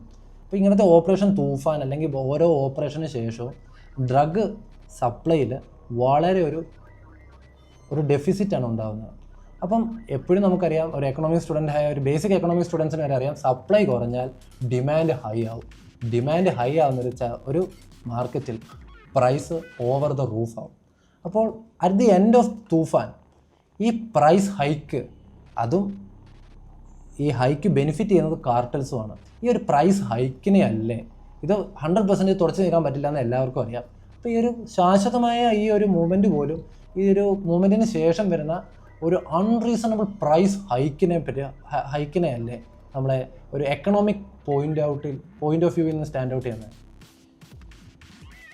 ഞാൻ പറഞ്ഞില്ല, നിരോധിതമായ ലഹരി, അതായത് ലോകമെമ്പാടുമുള്ള കാർട്ടൽസ് ആണെങ്കിലും പാരലായിട്ടുള്ള ക്രൈം സിൻഡിക്കേറ്റ്സ് എല്ലാം പൈസ ഉണ്ടാക്കുന്നത്, തീവ്രവാദ സംഘടനകളൊക്കെ പൈസ ഉണ്ടാക്കുന്നത് ഈ നിരോധിതമായിട്ടുള്ള ലഹരിയിലുള്ള പ്രൊഡക്ഷനും ഡിസ്ട്രിബ്യൂഷനും കൊണ്ടാണ്. അപ്പോൾ നിങ്ങൾ ആലോചിച്ച് നോക്കണം, ഈ സംഭവം തന്നെ സ്റ്റേറ്റ് ഏറ്റെടുത്ത് കഴിഞ്ഞാൽ നമുക്ക് അതിനകത്ത് 3 കാര്യങ്ങൾ നമുക്ക് ക്രിമിനൽസിന് വിട്ടു കൊടുക്കേണ്ട ആവശ്യമില്ല. ഒന്ന്, ആ സബ്സ്റ്റൻസിൻ്റെ പ്യൂരിറ്റി. 2, പ്രൈസിങ്. 3ാമത്തത് അതിൻ്റെ അവൈലബിലിറ്റി. ഇതെല്ലാം നമ്മുടെ എക്കോണമി ഡയറക്റ്റ് ബാധിക്കുന്നതാണ്, അല്ലേ? അപ്പോൾ ഒരു സാധനത്തിൻ്റെ പ്രൈസിങ് അല്ലെങ്കിൽ സ്റ്റാൻഡേർഡ്, അതിൻ്റെ പ്യൂരിറ്റി അല്ലെങ്കിൽ അതിൻ്റെ അവൈലബിലിറ്റി അല്ലെങ്കിൽ ഡിസ്ട്രിബ്യൂഷൻ എന്ന് പറയുന്നത് സ്റ്റേറ്റ് ഏറ്റെടുക്കാതെ പ്യുവർലി ക്രിമിനൽസിന് വിട്ടുകൊടുക്കുമ്പോൾ തന്നെ നമ്മൾ എക്കോണമിക്കലി നമ്മുടെ എക്കോണമി തകരാൻ കാരണമാണ്. അപ്പോൾ നമ്മൾ യൂസേഴ്സ് ആണോ ഇതിന് കാരണം എന്ന് വെച്ച് കഴിഞ്ഞാൽ യൂസേഴ്സ് അതിൻ്റെ ടെയിൽ എൻഡിലുള്ളവർ മാത്രമാണ്. ഇപ്പോൾ ഈ ഓപ്പറേഷൻ തൂഫാനിലൊക്കെ ആണെങ്കിൽ തന്നെ നമ്മൾ ഒരിക്കൽ പോലും ഈ ടെയിൽ എൻഡിലുള്ള അല്ലെങ്കിൽ ഇതേപോലത്തെ സബ്സ്റ്റൻസ് ഹൈ പ്രൈസിൽ ഉപയോഗിച്ച് അത് അഫോർഡ് ചെയ്യാൻ പറ്റാതെ അതിനകത്ത് അഡിക്ഷൻ വന്ന് അങ്ങനെ പെഡൽ ചെയ്യാൻ ഇറങ്ങുന്ന യൂസേഴ്സിനെ മാത്രമാണ് ഇപ്പോഴും അറസ്റ്റ് ചെയ്യുന്നതും പത്രത്തിലിടുന്നതും. ഈവൻ മീഡിയ പോലും അതാണ് കൊട്ടിഘോഷിക്കുന്നത്. ഇതിൻ്റെ ഒരു നെക്സ്റ്റ് ലെവലിലോ അല്ലെങ്കിൽ ഇതിൻ്റെ ഡിസ്ട്രിബ്യൂഷനോ ഒരു രീതിയിൽ അഫക്റ്റഡ് ആയിട്ടില്ല. അത് കൂടി വരുന്നത് മാത്രമേ ഉള്ളൂ. അപ്പോൾ സ്റ്റേറ്റ് ഇതിനകത്ത് പ്രോപ്പറായിട്ട് ഇത് ലീഗലൈസ് ചെയ്ത് ഇതിനകത്ത് ഡിസ്ട്രിബ്യൂഷനും പ്രൊഡക്ഷനും ഏറ്റെടുത്ത് ഓൺടർപ്രണേഴ്സ് വഴി ഔട്ട്ലെറ്റ്സ് വഴി ഇത് ആക്സസിബിൾ ആക്കി ഇതിനൊരു കണക്ക് വന്നാൽ മാത്രമാണ് ഇത് പ്രോപ്പർ പ്യൂരിറ്റിയും അതായത് പ്രോപ്പർ ക്വാളിറ്റിയും അതുപോലെ പ്രൈസിങ് റെഗുലേറ്റ് ചെയ്യാൻ പറ്റത്തുള്ളൂ. അതുപോലെ ഇതിൻ്റെ അവൈലബിലിറ്റിയും അതുപോലെ ഓവർഡോസ് അതുപോലത്തെ പ്രശ്നങ്ങൾ നിയന്ത്രിക്കാൻ പറ്റുള്ളൂ. ഹെൽത്ത് റിലേറ്റഡ് പ്രശ്നങ്ങൾ നിയന്ത്രിക്കാനും പറ്റത്തുള്ളൂ. അതുപോലെ തന്നെ ഈ സ്റ്റേറ്റ് ഡിസ്ട്രിബ്യൂട്ട് ചെയ്താൽ മാത്രമാണ് ആക്ച്വലി ഇത് മൂലം പാരലായിട്ടുള്ള ക്രിമിനൽ സിൻഡിക്കേറ്റ്സ് അല്ലെങ്കിൽ പൈസ ഉണ്ടാക്കുന്നതിനെ അല്ലെങ്കിൽ അങ്ങനെ എക്കോണമിയെ തകിടം മറിക്കുന്നതിന് നമുക്ക് പ്രിവെൻറ്റ് ചെയ്യാൻ പറ്റത്തുള്ളൂ. ഇനി എന്താണ് അത് ചെയ്യാത്തതെന്ന് വെച്ച് കഴിഞ്ഞാൽ എനിക്കറിയത്തില്ല. നമ്മുടെ നാട്ടിൽ എങ്ങനെയാണ് വ്യാജമദ്യ ദുരന്തങ്ങൾ അവസാനിച്ചത്? നമ്മളൊരു കാലഘട്ടത്തിൽ വ്യാജമദ്യ ദുരന്തം, മദ്യം എപ്പോൾ സർക്കാരിൻ്റെ കയ്യിലെത്തിയോ അല്ലെങ്കിൽ സിഗരറ്റ് എപ്പോൾ സർക്കാരിൻ്റെ കയ്യിലെത്തിയോ അപ്പോൾ തൊട്ടാണ് ആക്ച്വലി ഇതിനകത്തുള്ള ഈ പ്രശ്നങ്ങളെല്ലാം സോൾവ് ആയത്. എത്ര ആൾക്കാർ മരിച്ചിട്ടുണ്ട്, എത്ര ആൾക്കാർ കാഴ്ച നഷ്ടപ്പെട്ടിട്ടുണ്ട്. അപ്പോൾ ഇത് വളരെ സിമ്പിൾ ലോജിക്കാണ്. പക്ഷെ ഒരു കാര്യമുണ്ട്, അങ്ങനെ ലീഗലൈസ് ചെയ്യുമ്പോൾ അക്കൗണ്ടബിൾ ആയിട്ടുള്ള പൈസ മാത്രമേ സ്റ്റേറ്റിന് എടുക്കാൻ പറ്റത്തുള്ളൂ. പക്ഷേ ഇപ്പോൾ ലോ മേക്കേഴ്സ് ഇത് പറയുമ്പോൾ ഇത് ഞാൻ ബ്ലണ്ടായിട്ട് പറയുന്നതെന്ന് വിചാരിക്കരുത്. കാരണം പാരലായിട്ട് പൈസ അവിടെ ഉണ്ടാകുമ്പോൾ ക്രിമിനൽസിന് ഉണ്ടാകുമ്പോൾ അതിൽ നിന്ന് പാരലായിട്ട് ബെനിഫിറ്റ് ചെയ്യുന്ന സ്റ്റേറ്റിലുള്ളവരും ഉണ്ടാവണമല്ലോ. അല്ലെങ്കിൽ അവരിത് പണ്ടേ ചെയ്യേണ്ടതല്ലേ? കാരണം ഇത് എല്ലായിടത്തും ഉണ്ട്. ഇതിപ്പോൾ പാബ്ലോ എസ്കോബാർ ഉണ്ടായിരുന്നപ്പോൾ കാർട്ടൽസ് തുടങ്ങിയ കാലഘട്ടം തൊട്ടും ലോകമെമ്പാടും ഇത് അങ്ങോട്ടും ഇങ്ങോട്ടും കൊടുക്കൽ വാങ്ങലുണ്ട്. അപ്പോൾ ലീഗലൈസ് ചെയ്യപ്പെടുന്നില്ല അല്ലെങ്കിൽ ഡീക്രിമിനലൈസ് ചെയ്യപ്പെടുന്നില്ല എന്നുള്ളത് ഒരു അറിവ് കുറവിൻ്റെ കാര്യമല്ല. ആൾക്കാരുടെ കണ്ണിൽ പൊടിയിടുന്നുണ്ട്. എങ്ങനെ? നമ്മൾ ആൽക്കഹോളും അല്ലെങ്കിൽ സിഗരറ്റും ഓക്കെയാണ്, അതിൻ്റെ മുകളിലേക്കുള്ള എല്ലാം ഡീമണൈസ് ചെയ്ത് വെച്ചേക്കാണ്. ഇതെല്ലാം ഭയങ്കര മാരക ലഹരിയാണ്. ഇപ്പോൾ ആൽക്കഹോളൊക്കെ ആണെങ്കിൽ കുറച്ച് റൊമാൻറ്റിസൈസ് ചെയ്ത് തുടങ്ങി. ഇപ്പോൾ സിനിമയിലൊക്കെ ആണെങ്കിലും ഇപ്പോൾ ചോട്ടാമുംബൈ പോലത്തെ പടങ്ങളിലൊക്കെ ആണെങ്കിലും ആൽക്കഹോൾ ഒരു പരിധി വരെ റൊമാൻറ്റിക്കായി തുടങ്ങി. കഞ്ചാവ് ഇപ്പോൾ ഇടുക്കി ഗോൾഡ് പോലെ പടങ്ങൾ വന്നപ്പോൾ കഞ്ചാവ് റൊമാൻറ്റിക്. ഇപ്പോൾ ഒരാൾ കഞ്ചാവ് വലിക്കുന്നു എന്ന് പറഞ്ഞാൽ അത്ര നാണക്കേടോടുകൂടിയല്ല പറയുന്നത്. പക്ഷെ ഒരിക്കലും നമ്മളൊരാൾ സ്നോർട്ട് ചെയ്തിട്ട് നായകനും കൂടി പാട്ട് പാടുന്ന കാണുന്നില്ലോ. അപ്പം നമ്മൾ ഉപയോഗിക്കുന്നതിൻ്റെ മുകളിലുള്ള എല്ലാം ഡീമണൈസ്ഡ് ആണ്. അതായത് സ്നോർട്ട് ചെയ്യുന്നവരെ സംബന്ധിച്ചുള്ള IV അബ്യൂസേഴ്സ് ഭയങ്കര പ്രശ്നക്കാരാണ്. അപ്പോൾ ഇങ്ങനെ നമുക്ക് പരിചിതമല്ലാത്ത ഡ്രഗ്സിനെ ഡീമോണൈസ് ചെയ്തും അത് യൂസ് ചെയ്യുന്നവരെ ഹെയ്റ്റ് കൊണ്ടും മാറ്റി നിർത്തിയും അല്ല ഈ പ്രശ്നം സോൾവ് ചെയ്യേണ്ടത്. സ്റ്റേറ്റ് ഇതിനകത്ത് പ്രോപ്പറായിട്ട് ഇതൊരു ഡ്യുവൽ എഡ്ജ്ഡ് സാധനമാണ്, ഇതിൻ്റെ പ്രശ്നങ്ങൾ ഇതാണ്, ഇതിൻ്റെ എഫക്ട്സ് ഇതാണ് എന്നുള്ള രീതിയിൽ ഡിസ്ട്രിബ്യൂഷൻ ഏറ്റെടുത്ത് എഡ്യൂക്കേറ്റ് ചെയ്ത് ഈ സാധനം അവൈലബിൾ ആക്കുമ്പോൾ മാത്രമാണ് എക്കോണമി ഇതിന് അഫക്റ്റ് ചെയ്യാതിരിക്കുള്ളൂ, ജനങ്ങളുടെ ഹെൽത്തിനെ ഇത് അഫക്റ്റ് ചെയ്യാതിരിക്കുള്ളൂ.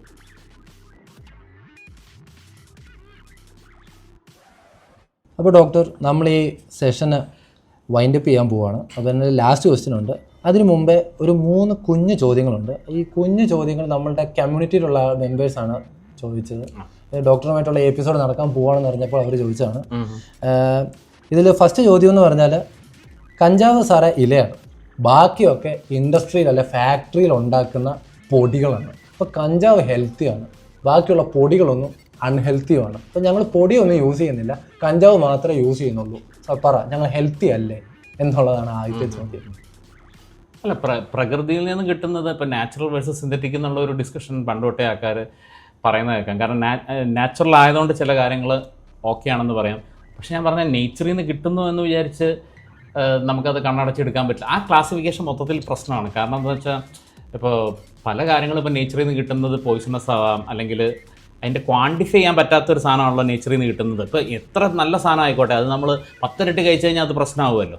പിന്നെ ഈ സിന്തറ്റിക് എന്നുള്ള കൺസെപ്റ്റ് ഇപ്പോൾ ഉദ്ദേശിക്കുന്നത്, ഇപ്പോൾ നിങ്ങളിപ്പോൾ മെത്താംഫെറ്റമിനോ ആണെങ്കിൽ, എനിക്കൊന്ന് കൊക്കൈനൊക്കെ അങ്ങനെ ഉദ്ദേശിക്കുന്നത്. പക്ഷേ കൊക്കൈൻ കിട്ടുന്നത് ഇലയെന്നാണല്ലോ. എറിത്രോസൈലം കൊക്കൈനാണ് കൊക്കൈൻ കിട്ടുന്നത്. LSD കിട്ടുന്നത് ഒരു ഫംഗസിൽ നിന്നാണ്. അപ്പോൾ ഞാൻ പറഞ്ഞു, ഇതിൽ ഏതാണ് നേച്ചറിൽ, ഇത് സിന്തറ്റിക്. ഇത് നമ്മുടെ തലയ്ക്കകത്ത് നമ്മളൊരു സാധനം ഉപയോഗിക്കാൻ വേണ്ടി കൊടുക്കുന്ന കവർന്ന് മാത്രമേ ഉള്ളൂ, അല്ലാതെ അതിനൊരു റെലവൻസ് ഇല്ല.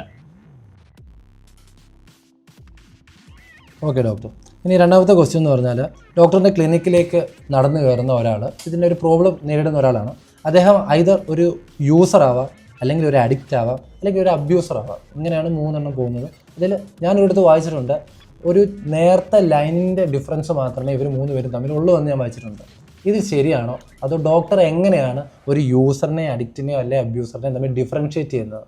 അല്ല, ഇത് നേരത്തെ ലൈൻ്റെ വ്യത്യാസം മാത്രമെന്ന് പറയാൻ പറ്റത്തില്ല. കാരണം നല്ല ഗ്യാപ്പുണ്ട്. കാരണം റിക്രിയേഷനിൽ ഉപയോഗിക്കുന്ന ആളാണെന്ന് തോന്നുന്നു എനിക്കൊന്ന് യൂസർ എന്ന് പറയുമ്പോൾ നിങ്ങൾ ഉദ്ദേശിച്ചത്. റിക്രിയേഷനിൽ ഉപയോഗിക്കുന്ന ആളെ സംബന്ധിച്ച് എനിക്ക് യാതൊരു കൺസേണും ഇല്ല.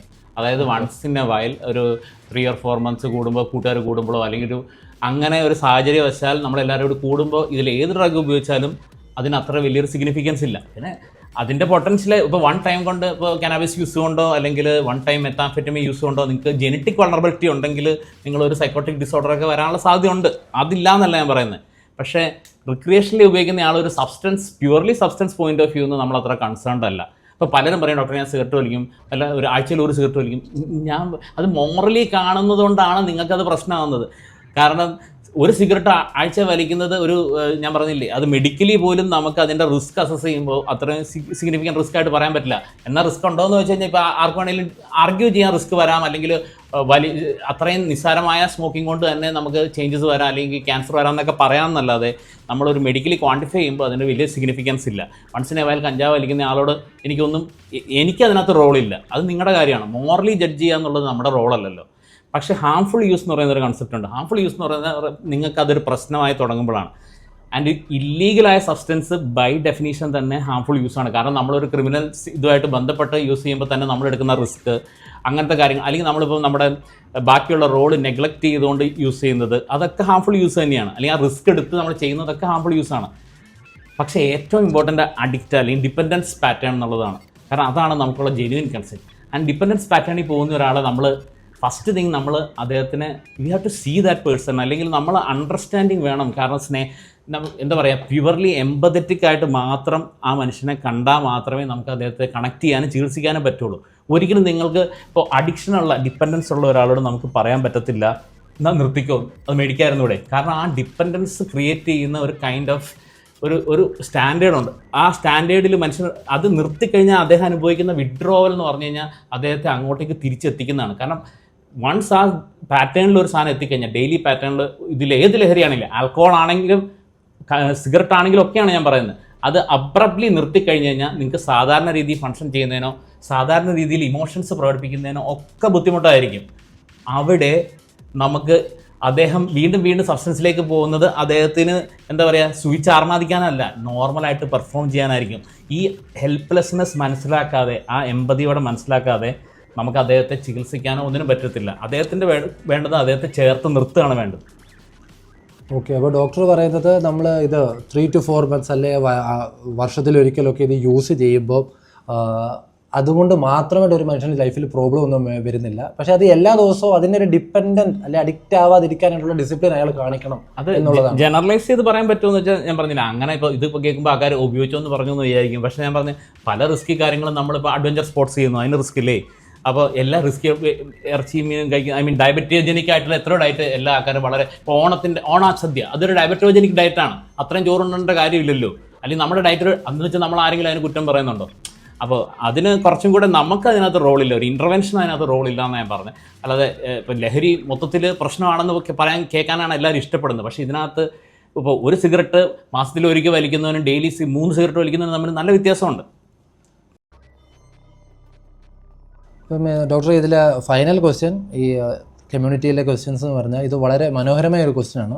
ഇത് ഇങ്ങനെയാണ്: സാർ, എൻ്റെ പിതാവ് അല്ലെങ്കിൽ സഹോദരൻ, സഹോദരി, മകൻ, മകൾ, കൂട്ടുകാരൻ ഇവർ ഡ്രഗ് ഉപയോഗിക്കുന്നുണ്ട്. ഇത് കള്ളു മുതൽ ഏത് ഡ്രഗ് വേണമെന്ന് ഇതിൽ പറഞ്ഞിട്ടില്ല.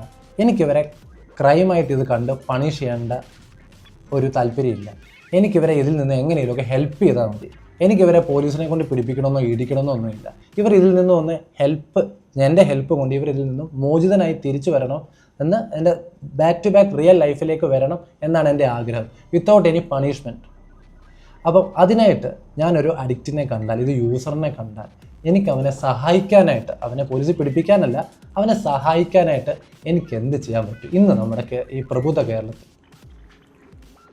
യൂറോപ്പിൽ നടന്ന ഒരു എക്സ്പെരിമെൻറ്റിനെ കുറിച്ച് ഞാൻ പറയാം. അതിനകത്ത് എന്താണെന്ന് വെച്ച് കഴിഞ്ഞാൽ, ഒരു കേജിൽ ഏലിയൻ ഉണ്ടല്ലോ, മൈസിനെ ഇട്ടിട്ട് കൊക്കൈൻ ലേസ്ഡ് വാട്ടർ വെച്ച് കൊടുത്തു. Cocaine laced. അപ്പോൾ നമ്മൾ കണ്ടത് എന്താണെന്ന് വെച്ചാൽ, മൈസ് പോയി അത് കഴിക്കുന്നു, വീണ്ടും കഴിക്കുന്നു. ആൻഡ് ആ കൊക്കൈൻ ലേസ്ഡ് വാട്ടറിലേക്ക് അതിന് ഡിപ്പെൻഡൻസ് ഉണ്ടായി അത് ഭയങ്കര ആക്രാന്തത്തോടെ അത് തന്നെ ചെയ്തുകൊണ്ടിരിക്കുന്നത്. അതേസമയം വേറെ ഓൾട്ടർനേറ്റീവ് എക്സ്പെരിമെൻറ്റ് അവരെന്താ ചെയ്തതെന്ന് വെച്ച് കഴിഞ്ഞാൽ, ആ കൊക്കൈൻ ലേസ്ഡ് വാട്ടർ വെക്കുന്നതിൻ്റെ ഒപ്പം തന്നെ മൈസിനെ എൻഗേജ് ചെയ്യുന്ന രീതിയിലുള്ള കുറേ സാധനങ്ങൾ, അതായത് അതിന് ചാടി കളിക്കാനോ അങ്ങനെ കുറേ സാധനങ്ങളോട് സെറ്റപ്പ് ചെയ്തു. അപ്പോൾ അത് കൊക്കൈൻ ലേസ്ഡ് വാട്ടറിലേക്ക് അത്രയും പോവാതെ ബാക്കിയുള്ള കാര്യങ്ങളിൽ എൻഗേജ് ചെയ്തു. ഞാൻ പറയുന്നതിൻ്റെ സിഗ്നിഫിക്കൻസ് എന്താണെന്ന് വെച്ച് കഴിഞ്ഞാൽ, എപ്പോഴും നമ്മൾ ഓർക്കണം, അഡിക്ഷൻ എന്ന് പറയുന്നതിൻ്റെ ഓപ്പോസിറ്റ് ഒരിക്കലും ഈ പറയുന്ന ഡി അഡിക്ഷൻ എന്നൊക്കെ നമ്മൾ കേൾക്കുമല്ലോ, അങ്ങനെ ഒരു സംഭവമല്ല. അഡിക്ഷൻ എന്ന ഓപ്പോസിറ്റ് കണക്ഷനാണ്. അത് ഒരിക്കലും മറക്കരുത്. ഇപ്പോൾ നമ്മുടെ വീട്ടിൽ, ഇപ്പം ഞാൻ എൻ്റെ ജീവിതത്തിലെ ഒരു എക്സാമ്പിൾ ഞാൻ പറയാം. ഇപ്പം ഒരു 25-26 വയസ്സുള്ള ഒരു പയ്യൻ, അല്ലെങ്കിൽ ഒരു 22-23 വയസ്സുള്ള ഒരു പയ്യൻ, ഇതിനു മുമ്പ് ക്രൈം ഹിസ്റ്ററി ഒന്നുമില്ല, നല്ല പെർഫോമറാണ് അക്കാഡമിക്കിലൊക്കെ. ഒരു ബ്രേക്കപ്പ് വന്നപ്പോൾ, നമ്മുടെ നാട്ടിൽ ബ്രേക്കപ്പ് പോലത്തെ കാര്യങ്ങൾ, അല്ലെങ്കിൽ പ്രണയത്തിൽ അനുഭവിക്കുന്ന വിരഹമൊക്കെ വളരെ വളരെ ട്രിവിയലൈസ് ചെയ്താണ് എല്ലാവരും കാണുന്നത്. കാരണം ഇതിനൊന്നും വലിയ വേദനയില്ല, പക്ഷെ അനുഭവിച്ച എല്ലാവർക്കും അറിയാൻ നല്ല വേദനയുണ്ട്, വിഷമമുണ്ടെന്ന്. അപ്പോൾ അവൻ അത് സഹിക്കാൻ വയ്യാതെ അവൻ റിപ്പീറ്റഡായിട്ട് ലഹരി ഉപയോഗിക്കുന്നു, അത് കഞ്ചാവ് ഉപയോഗിക്കുന്നു വീട്ടിലിരുന്ന്. ആൻഡ് അത് വീട്ടുകാർ എപ്പോഴും പോയി അവനെ ചോദ്യം ചെയ്ത്, നീ എന്തിനാ ഇത് ചെയ്യാൻ പോകുന്നതെന്ന് ചോദിക്കുമ്പോൾ അവൻ എപ്പോഴും പ്രശ്നമാവുന്നു, അടിയാവുന്നു, വഴക്കാവുന്നു. അപ്പോൾ എല്ലാ ദിവസവും അച്ഛനും അമ്മയായിട്ട് വഴക്ക്, ഫിസിക്കലി തന്നെ ഫൈറ്റ് ആവുന്നു. അവൻ കരഞ്ഞുകൊണ്ടാണ് എൻ്റെ അടുത്ത് ഇതൊക്കെ പറയുന്നത്. അപ്പോൾ അവർ ഇത് ചോദിക്കാൻ വരുമ്പോൾ അവരിങ്ങോട്ട് ബ്ലെയിം ചെയ്ത്, നീ ഇതാണ് ഇറിറ്റബിളായിട്ട് അവനെ പോലീസ് ചെയ്യാൻ വരുമ്പോൾ അവൻ തിരിച്ചടിക്കും. ഒരു വട്ടം അവനങ്ങനെ ചെയ്തപ്പോൾ അവൻ്റെ തള്ളിൽ അമ്മ വീണ് താഴെ വീണു. അപ്പോൾ അച്ഛൻ ഓടി വന്നപ്പോൾ അവൻ വിചാരിച്ചു അച്ഛനെ അടിക്കാനാണെന്ന്. അപ്പോൾ അച്ഛൻ അവിടെ അവനെ കരഞ്ഞുകൊണ്ട് ചേർത്ത് പിടിക്കുകയത്, മോനെ നീ എന്താ ഇങ്ങനെ ചെയ്യുന്നതെന്ന്. അന്നാണ് അവനത് നിർത്തണം എന്നുള്ള ചിന്ത വന്നത്. ഞാൻ പറഞ്ഞില്ല, ആരും ചോദിക്കാറില്ല ഒരു അഡിക്റ്റിനോട്. ഇയാളെ ബ്ലെയിം ചെയ്യാനും ഇയാളെ പുറത്താക്കാനും കാണിക്കുന്ന ആ ഒരു ആവേശം ആരും ഇദ്ദേഹത്തെ ചേർത്ത് പിടിക്കാനോ അല്ലെങ്കിലും കാണിക്കാറില്ല. വീടുകളിലൊക്കെ നമ്മൾ കാണുന്നതാണ്, ഇയാളിങ്ങനെ മാറ്റി നിർത്തുക, അല്ലെങ്കിൽ അവനാണ് നശിപ്പിച്ചത്, അവൻ ഈ കുടുംബത്തിൻ്റെ പേര് കളഞ്ഞു. നമ്മൾ ചേർത്ത് നിർത്താതെ, കണക്ഷൻ കൊടുക്കാതെ ഒരു ആളും രക്ഷപ്പെടത്തില്ല. നിങ്ങൾക്ക് ഒരാളെ നശിച്ച് നാരായണക്കല്ലെടുത്ത് ജയിലിൽ കാണണമെന്നാണോ ആഗ്രഹം, അല്ലെങ്കിൽ അയാൾ മരിക്കണം എന്നാണോ ആഗ്രഹം, എങ്കിൽ നിങ്ങൾ ഈ പറഞ്ഞ ബ്ലെയിം ചെയ്തോ ഔട്ട്സൈഡർ ആക്കിയോ. പക്ഷെ നിങ്ങൾക്ക് ആളെ തിരിച്ചു വേണമെങ്കിൽ ചേർത്ത് നിർത്തണം. അത് അയാളുടെ ഒരു മോറൽ കളങ്കമായിട്ട് കാണാതെ, അല്ലെങ്കിൽ അയാളുടെ വീക്ക്നെസ് ആയിട്ട് കാണാതെ, ഒരു ഹെൽത്ത് ഇഷ്യൂ ആയിട്ട് മാത്രം കണ്ട് അയാളെ ചേർത്ത് നിർത്തി അയാളെ സപ്പോർട്ട് ചെയ്യണം. റീലാപ്സ് സംഭവിച്ചാലും അത് മനസ്സിലാക്കി വീണ്ടും വീണ്ടും കൂടെ നിന്നാൽ മാത്രമേ ഈ പ്രശ്നം സോൾവ് ആകത്തുള്ളൂ. അങ്ങനെ നിന്നിട്ടുള്ളവരും തിരിച്ച് വന്നിട്ടുള്ളൂ. അല്ലാതെ ഇതിനൊരു പരിഹാരം ഇല്ല. അതിപ്പോൾ സ്റ്റേറ്റ് ആണെങ്കിലും അത് ചെയ്യണം. കാരണം സ്റ്റേറ്റും ചെയ്യുന്നത് അത് തന്നെയാണല്ലോ, ഔട്ട്സൈഡറായിട്ട് നിർത്തുകയാണല്ലോ ചെയ്യുന്നത്. സ്റ്റേറ്റിന് ഇൻസെൻറ്റീവ്സ് കൊടുക്കാം, അല്ലെങ്കിൽ സ്റ്റേറ്റിന് പല രീതിയിൽ സപ്പോർട്ട് ചെയ്യാമല്ലോ അഡിക്ഷൻ ഉണ്ടെന്നുള്ള ആൾക്കാരെ. അങ്ങനെ ഓൾട്ടർനേറ്റീവ് ആയിട്ട് ആ സാധനങ്ങൾ കൊടുത്തേ നമുക്ക് ഇതിൽ നിന്ന് വിടുവിച്ചെടുക്കാൻ പറ്റുള്ളൂ. പക്ഷേ സ്റ്റേറ്റ് ഇപ്പം ചെയ്യുന്നത് എന്താ? ഈ തൂഫാൻ എന്താ ഇപ്പം ചെയ്യുന്നത്? ഞാൻ പറഞ്ഞില്ലേ, ഒരാൾ ഒരു ഒരു മനുഷ്യജന്മം ഇല്ലാതാക്കാൻ ഇത്ര ആവേശം എന്താ എല്ലാവർക്കും എന്ന് എനിക്ക് അറിഞ്ഞൂടാ. നമ്മൾ കൂട്ടത്തിൽ ഒരാൾക്കൊരു ഈ ഹെൽത്ത് ഇഷ്യൂ വന്നു കഴിഞ്ഞാൽ നമ്മൾ കൂടെ നിൽക്കുകയല്ലേ ചെയ്യേണ്ടത്. ബാക്കി എല്ലാ കാര്യത്തിലും നമ്മൾ അങ്ങനെയല്ലേ ചെയ്യുന്നത്. അപ്പോൾ ഇതും അങ്ങനെ മനസ്സിലാക്കലിൻ്റെ കുറവാണ്, അണ്ടർസ്റ്റാൻഡിങ്ങിൻ്റെ കുറവാണെന്ന് ഞാൻ പറയത്തുള്ളൂ. അത് സ്റ്റേറ്റിൻ്റെ ലെവലിൽ നിന്ന് തൊട്ട് അങ്ങനെ കാണണം, ഓരോ വീടുകളിലും കാണണം, നമ്മുടെ കൂട്ടുകാരിലും കാണണം. ബ്ലെയിം ഗെയിം നിർത്തണം. വീക്ക്നെസ്സായി അവനൊരു വീക്ക്ലിംഗായി കാണുന്ന, അല്ലെങ്കിൽ സ്വന്തം ഇഷ്ടത്തിന് അമരിച്ച് നടക്കുന്നവനും ആർമാച്ച് നടക്കുന്നതായിട്ട് കാണുന്ന നിർത്തി അവൻ്റെ ഹെൽത്ത് ഇഷ്യൂ ആയിട്ട് മനസ്സിലാക്കി അത് അപ്രോച്ച് ചെയ്യുക. ഓരോരുത്തർക്കും ആ ചേഞ്ചസ് കൊണ്ടുവരാൻ പറ്റും. ഇപ്പോൾ ഡോക്ടറുടെ അഭിപ്രായം, നമ്മൾ ഒരാളെ ഡ്രഗ് യൂസ് ചെയ്ത ഒരാളെ കാണുമ്പോൾ കുറ്റപ്പെടുത്തി ശിക്ഷിക്കുന്ന ഒരു ആറ്റിറ്റ്യൂഡ് മാറ്റി അതിലൊരു സഹതാപം കണ്ടുപിടിച്ച് അദ്ദേഹത്തെ ഒന്ന് രക്ഷിക്കാൻ വേണ്ടി നമ്മളൊന്ന് സഹായിക്കണം. അല്ലെ കീപ് ഹിം തിങ്സ്. സഹതാപം എന്ന് ഞാൻ പറയത്തില്ല, കാരണം സഹതാപം എന്ന് പറഞ്ഞാലും is A kind of looking down upon അല്ലേ. നമ്മൾ അപ്പോഴും അവനൊരു വീക്കായിട്ട് കാണുമല്ലേ. ആർക്കാ സഹതാപം ഇഷ്ടം? ഇപ്പോൾ ഞാനൊരു അഡിക്റ്റ് ആയെന്ന് തന്നെ വിചാരിക്കുക, അപ്പോൾ എന്നെ സഹതാപത്തോടെ നോക്കുന്നത് എനിക്ക് ഇഷ്ടമല്ല. പക്ഷെ എനിക്കൊരു കാലൊടിഞ്ഞ് കിടക്കുമ്പോൾ നമുക്ക് ആ സഹതാപം അല്ലല്ലോ വരുന്നത്, അതൊരു ഇഷ്യൂ ആയിട്ട് കണ്ട് നമ്മളതിനെ ട്രീറ്റ് ചെയ്യുമല്ലേ, സപ്പോർട്ട് ചെയ്യുമല്ലേ. അപ്പോൾ നമ്മൾ ലീവ് കൊടുക്കുന്നു, മെഡിക്കൽ ലീവ് കൊടുക്കുന്നു, അങ്ങനെ സപ്പോർട്ട് ചെയ്യണം. എന്നാൽ മാത്രമേ ആക്ച്വലി, കാരണം അതൊരു ഹെൽത്ത് ഇഷ്യൂ ആണ്, എന്ത് ചെയ്യാൻ പറ്റും? വേറൊരു മോറൽ ഇഷ്യൂ അല്ലെങ്കിൽ നിങ്ങൾ വിചാരിക്കുന്ന ഒരു വിൽ പവറിൻ്റെ പുറത്തുള്ള ഇഷ്യൂ അല്ല. അപ്പോൾ അത് അങ്ങനെ തന്നെ കണ്ടാലേ കാര്യമുള്ളൂ. അല്ലെങ്കിൽ നമ്മൾ ഒറ്റപ്പെട്ടു പോയി. ഒറ്റപ്പെട്ടു പോകുന്ന ആൾക്കാരുടെ കരച്ചിലും കാര്യങ്ങളും ഞാൻ പറഞ്ഞില്ല, നിങ്ങൾ കേൾക്കാത്തതുകൊണ്ടാണ്. കാരണം അവർ സബ്സ്റ്റൻസ് ഉപയോഗിച്ചുകൊണ്ട് അവർ മരണത്തിലേക്ക് പോകുന്നത്, അവർ കരഞ്ഞുകൊണ്ടാണ് ഓരോ വട്ടം ഉപയോഗിക്കുന്നത്, അവരുടെ ഗതികേട് കൊണ്ടാണ് ഉപയോഗിക്കുന്നത്. അപ്പോൾ അതിൽ നിന്ന് നിങ്ങൾക്ക് മാത്രമേ ഓരോ വ്യക്തിക്കും മാത്രമേ ആ ചേഞ്ചസ് വരുത്താൻ പറ്റത്തുള്ളൂ. അപ്പോൾ സ്നേഹിക്കുക, ചേർത്ത് നിർത്തുക, അവരെ സഹായിക്കാൻ പറ്റുമെങ്കിൽ സഹായിക്കുക, അവരെ കുറ്റപ്പെടുത്താതെ. ഓക്കെ ഡോക്ടർ, നമ്മളപ്പോൾ ഈ സെഷൻ്റെ ഏറ്റവും അവസാനത്തെ ക്വസ്റ്റ്യനിലേക്കാണ് പോകുന്നത്. ഇത് മീഡിയയെ പറ്റി ഒരു ചോദ്യമാണ്. മീഡിയ എപ്പോഴും ഒരു ഡ്രഗ് അഡിക്റ്റിനെ ഒരു ക്രിമിനലായി, ഒരു ഫ്യൂജിറ്റീവായി, അല്ലെങ്കിൽ ഒരു ഫെയിലിയറോ സംടൈംസ് ഒരു മോൺസ്റ്ററായി ചിത്രീകരിക്കുന്നുണ്ട്. അദ്ദേഹം ഒന്നും എന്തെങ്കിലും ചെയ്താലും ചെയ്തില്ലെങ്കിൽ തന്നെ ഒരു മോൺസ്റ്റർ ഇമേജ് അദ്ദേഹത്തിന് ചിത്രീകരിക്കുകയാണ്. അങ്ങനെ ചിത്രീകരിക്കുന്നതിലൂടെ അദ്ദേഹം തൻ്റെ വീട്ടിൽ, തൻ്റെ സമൂഹത്തിൽ, കൂട്ടുകാരുടെ ഇടയിൽ, തൻ്റെ റിലീജിയസ് ആയിട്ടുള്ള ഇൻസ്റ്റിറ്റ്യൂഷനിൽ അവൻ ബന്ധപ്പെട്ടിട്ടുണ്ടെങ്കിൽ അവിടെയൊക്കെ ഒരു വലിയ സൊസൈറ്റിയുടെ നടുക്കാണ് അവനൊരു മോൺസ്റ്റർ ആവുന്നത്. അവൻ ആകെ ചെയ്തത് ഒരു ഡ്രഗ് യൂസ് ചെയ്യുവാണ്. പക്ഷേ അതേസമയം ഇവിടെ പീഡിപ്പിക്കുന്നവർ, കൊലപാതകികൾ, ഇവരെയൊക്കെ പലരും വിളിച്ച് ഇൻ്റർവ്യൂസ് വരെ ചെയ്യുന്ന ഒരു കാലഘട്ടത്തിലാണ് നമ്മൾ നിൽക്കുന്നത്. അപ്പോൾ എങ്ങനെയാണ് ഈ ഒരു ക്രൈം, ഇങ്ങനത്തെ ഒരു ഡ്രഗ് അബ്യൂസിന് മീഡിയ ഇത്ര വെയിറ്റേജ് കൊടുക്കാനുണ്ടായ കാരണം? ഇനിയും അവസാനമായ ഒരു ചോദ്യം, you see these people every day in your clinic, an addict, a user and everyone. Who are they really? And what does that human face look like? Does it look like a monster or does it look like a person who needs your help? നമ്മുടെ role അങ്ങനെ വരുന്ന ഒരാളെ help ചെയ്യുക എന്നുള്ളതാണല്ലോ. Of course legal system അത് തന്നെയാണ് ചെയ്യേണ്ടത്. പക്ഷേ അങ്ങനെ വരുന്ന ഒരാളുടെ അടുത്ത് എനിക്ക് എപ്പോഴും ഫീൽ ചെയ്തിട്ടുള്ളതെന്ന് വെച്ച് കഴിഞ്ഞാൽ, ഉറക്കെ ഞാൻ പറഞ്ഞില്ലേ, വാവിട്ട് കരയുന്ന ഫോർ ഹെൽപ്പ്, അല്ലെങ്കിൽ എന്നെ ഇതിൽ നിന്നൊന്ന് രക്ഷിക്കൂ, ഞാൻ ഇത്ര ഹെൽപ്ലെസ് ആയിട്ട് ഇതിനകത്ത് പോയിക്കൊണ്ടിരിക്കുകയാണ്, എനിക്ക് വേണ്ടപ്പെട്ട എല്ലാവരും, അതായത് ഫാമിലി, കുട്ടികൾ, എല്ലാവരും എനിക്ക് നഷ്ടപ്പെട്ടുകൊണ്ടിരിക്കുകയാണെന്ന് മാത്രമല്ല, വേറൊരു അസുഖം പോലെ, ഇപ്പോൾ നിങ്ങൾക്കൊരു ക്യാൻസർ വരുമോ, അല്ലെങ്കിൽ അൽഷിമേഴ്സ് വരുമോ, അല്ലെങ്കിൽ വണ്ടി ഇടിക്കുമോ, അങ്ങനെ വലിയൊരു ടെർമിനലി വരുന്ന ഒരു അസുഖം പോലെ ബാക്കിയുള്ളവരുടെ സപ്പോർട്ടോ സഹതാപമോ കിട്ടാതെ, അല്ലെങ്കിൽ എമ്പതിയോടെ ഒരാൾ പോലും നോക്കാതെ, സ്റ്റേറ്റ് പോലും അങ്ങനെ പരിഗണിക്കാതെ ഒറ്റപ്പെട്ട്, സമൂഹത്തിൽ നിന്ന് ഒറ്റപ്പെട്ട് അലറിക്കരയുന്ന ഒരാളെയാണ് എനിക്ക് കാണാൻ പറ്റിയിട്ടുള്ളത്. അത് ഞാൻ ജെനുവിൻലി പറയുകയാണ്. അങ്ങനെ ഒരാളെ ഞാൻ മുന്നിൽ വരുമ്പോൾ എനിക്ക് മാക്സിമം സപ്പോർട്ട് ചെയ്യാനും, അല്ലെങ്കിൽ കൂടെ വരുന്ന ഫാമിലി മെമ്പേഴ്സിനെ അയാളുടെ അവസ്ഥയെക്കുറിച്ച് മനസ്സിലാക്കിപ്പിക്കാനുമാണ് ശ്രമിക്കാറുള്ളത്. ഇതൊരു കുറ്റമല്ല, ഇയാൾ മനഃപൂർവ്വം ചെയ്യുന്നതല്ല, നിങ്ങൾക്കെതിരെ ചെയ്യുന്നതല്ല, അയാളുടെ ഹെൽപ്ലെസ്നെസ് കൊണ്ടാണ്, അല്ലെങ്കിൽ അയാൾക്ക് യാതൊരു വഴിയില്ലാത്തതുകൊണ്ടാണ് എന്നുള്ള അയാളുടെ ആ ഒരു നിസ്സഹായ അവസ്ഥ മാക്സിമം നമ്മൾ ബാക്കി അങ്ങേരുടെ കൂടെ നിൽക്കുന്ന ആൾക്കാരോടും ഒക്കെ കൺവേ ചെയ്യാൻ ആണ് ഞാൻ ശ്രമിക്കാറുള്ളത്. അദ്ദേഹത്തോട് ഞാൻ ആ ഒരു ഓരോ വട്ടം, ചിലപ്പോൾ പലപ്പോഴും എന്താണെന്ന് വെച്ച് കഴിഞ്ഞാൽ ഇവർ വീണ്ടും റീലാപ്സ് ആയിട്ട് വരും. അതായത് ഒരു വട്ടം നിർത്തും, വീണ്ടും ചെയ്യും. അപ്പോൾ വീട്ടുകാരൊക്കെ പറയുന്നതെന്ന് വെച്ച് കഴിഞ്ഞാൽ അവൻ പിന്നെയും പോയി ചെയ്തു, പിന്നെയും പോയി, ഒരു കുറ്റപ്പെടുത്തുന്ന രീതിയിലാണ് പറയുന്നത്. പക്ഷേ എനിക്കെപ്പോഴും കാണാൻ പറ്റുന്നത് അപ്പോഴും തൻ്റെ ജീവിതത്തിൻ്റെ മുകളിൽ തനിക്ക് ഏറ്റവും പ്രഷ്യസായ കുഞ്ഞ്, ഭാര്യ, അല്ലെങ്കിൽ അസറ്റ്സ്, ജോലി, ഇതിലൊന്നും നമുക്ക് വേണ്ട വണ്ണം പെർഫോം ചെയ്യാൻ പറ്റാതെ ഹെൽപ്ലെസ് ആയിട്ട് തൻ്റെ ജീവിതം തൻ്റെ കയ്യിൽ നിന്ന് വഴുതി പോകുന്നത് കാണുന്ന ഒരു മനുഷ്യൻ്റെ വേദന മാത്രമാണ് എനിക്ക് കാണാൻ പറ്റുന്നത്. അതിൽ മോൺസ്റ്ററായിട്ട് നിൽക്കുന്നത് നമ്മളാണ്, ആക്ച്വലി ചുറ്റുമുള്ളവരും സ്റ്റേറ്റും സൊസൈറ്റിയുമാണ്.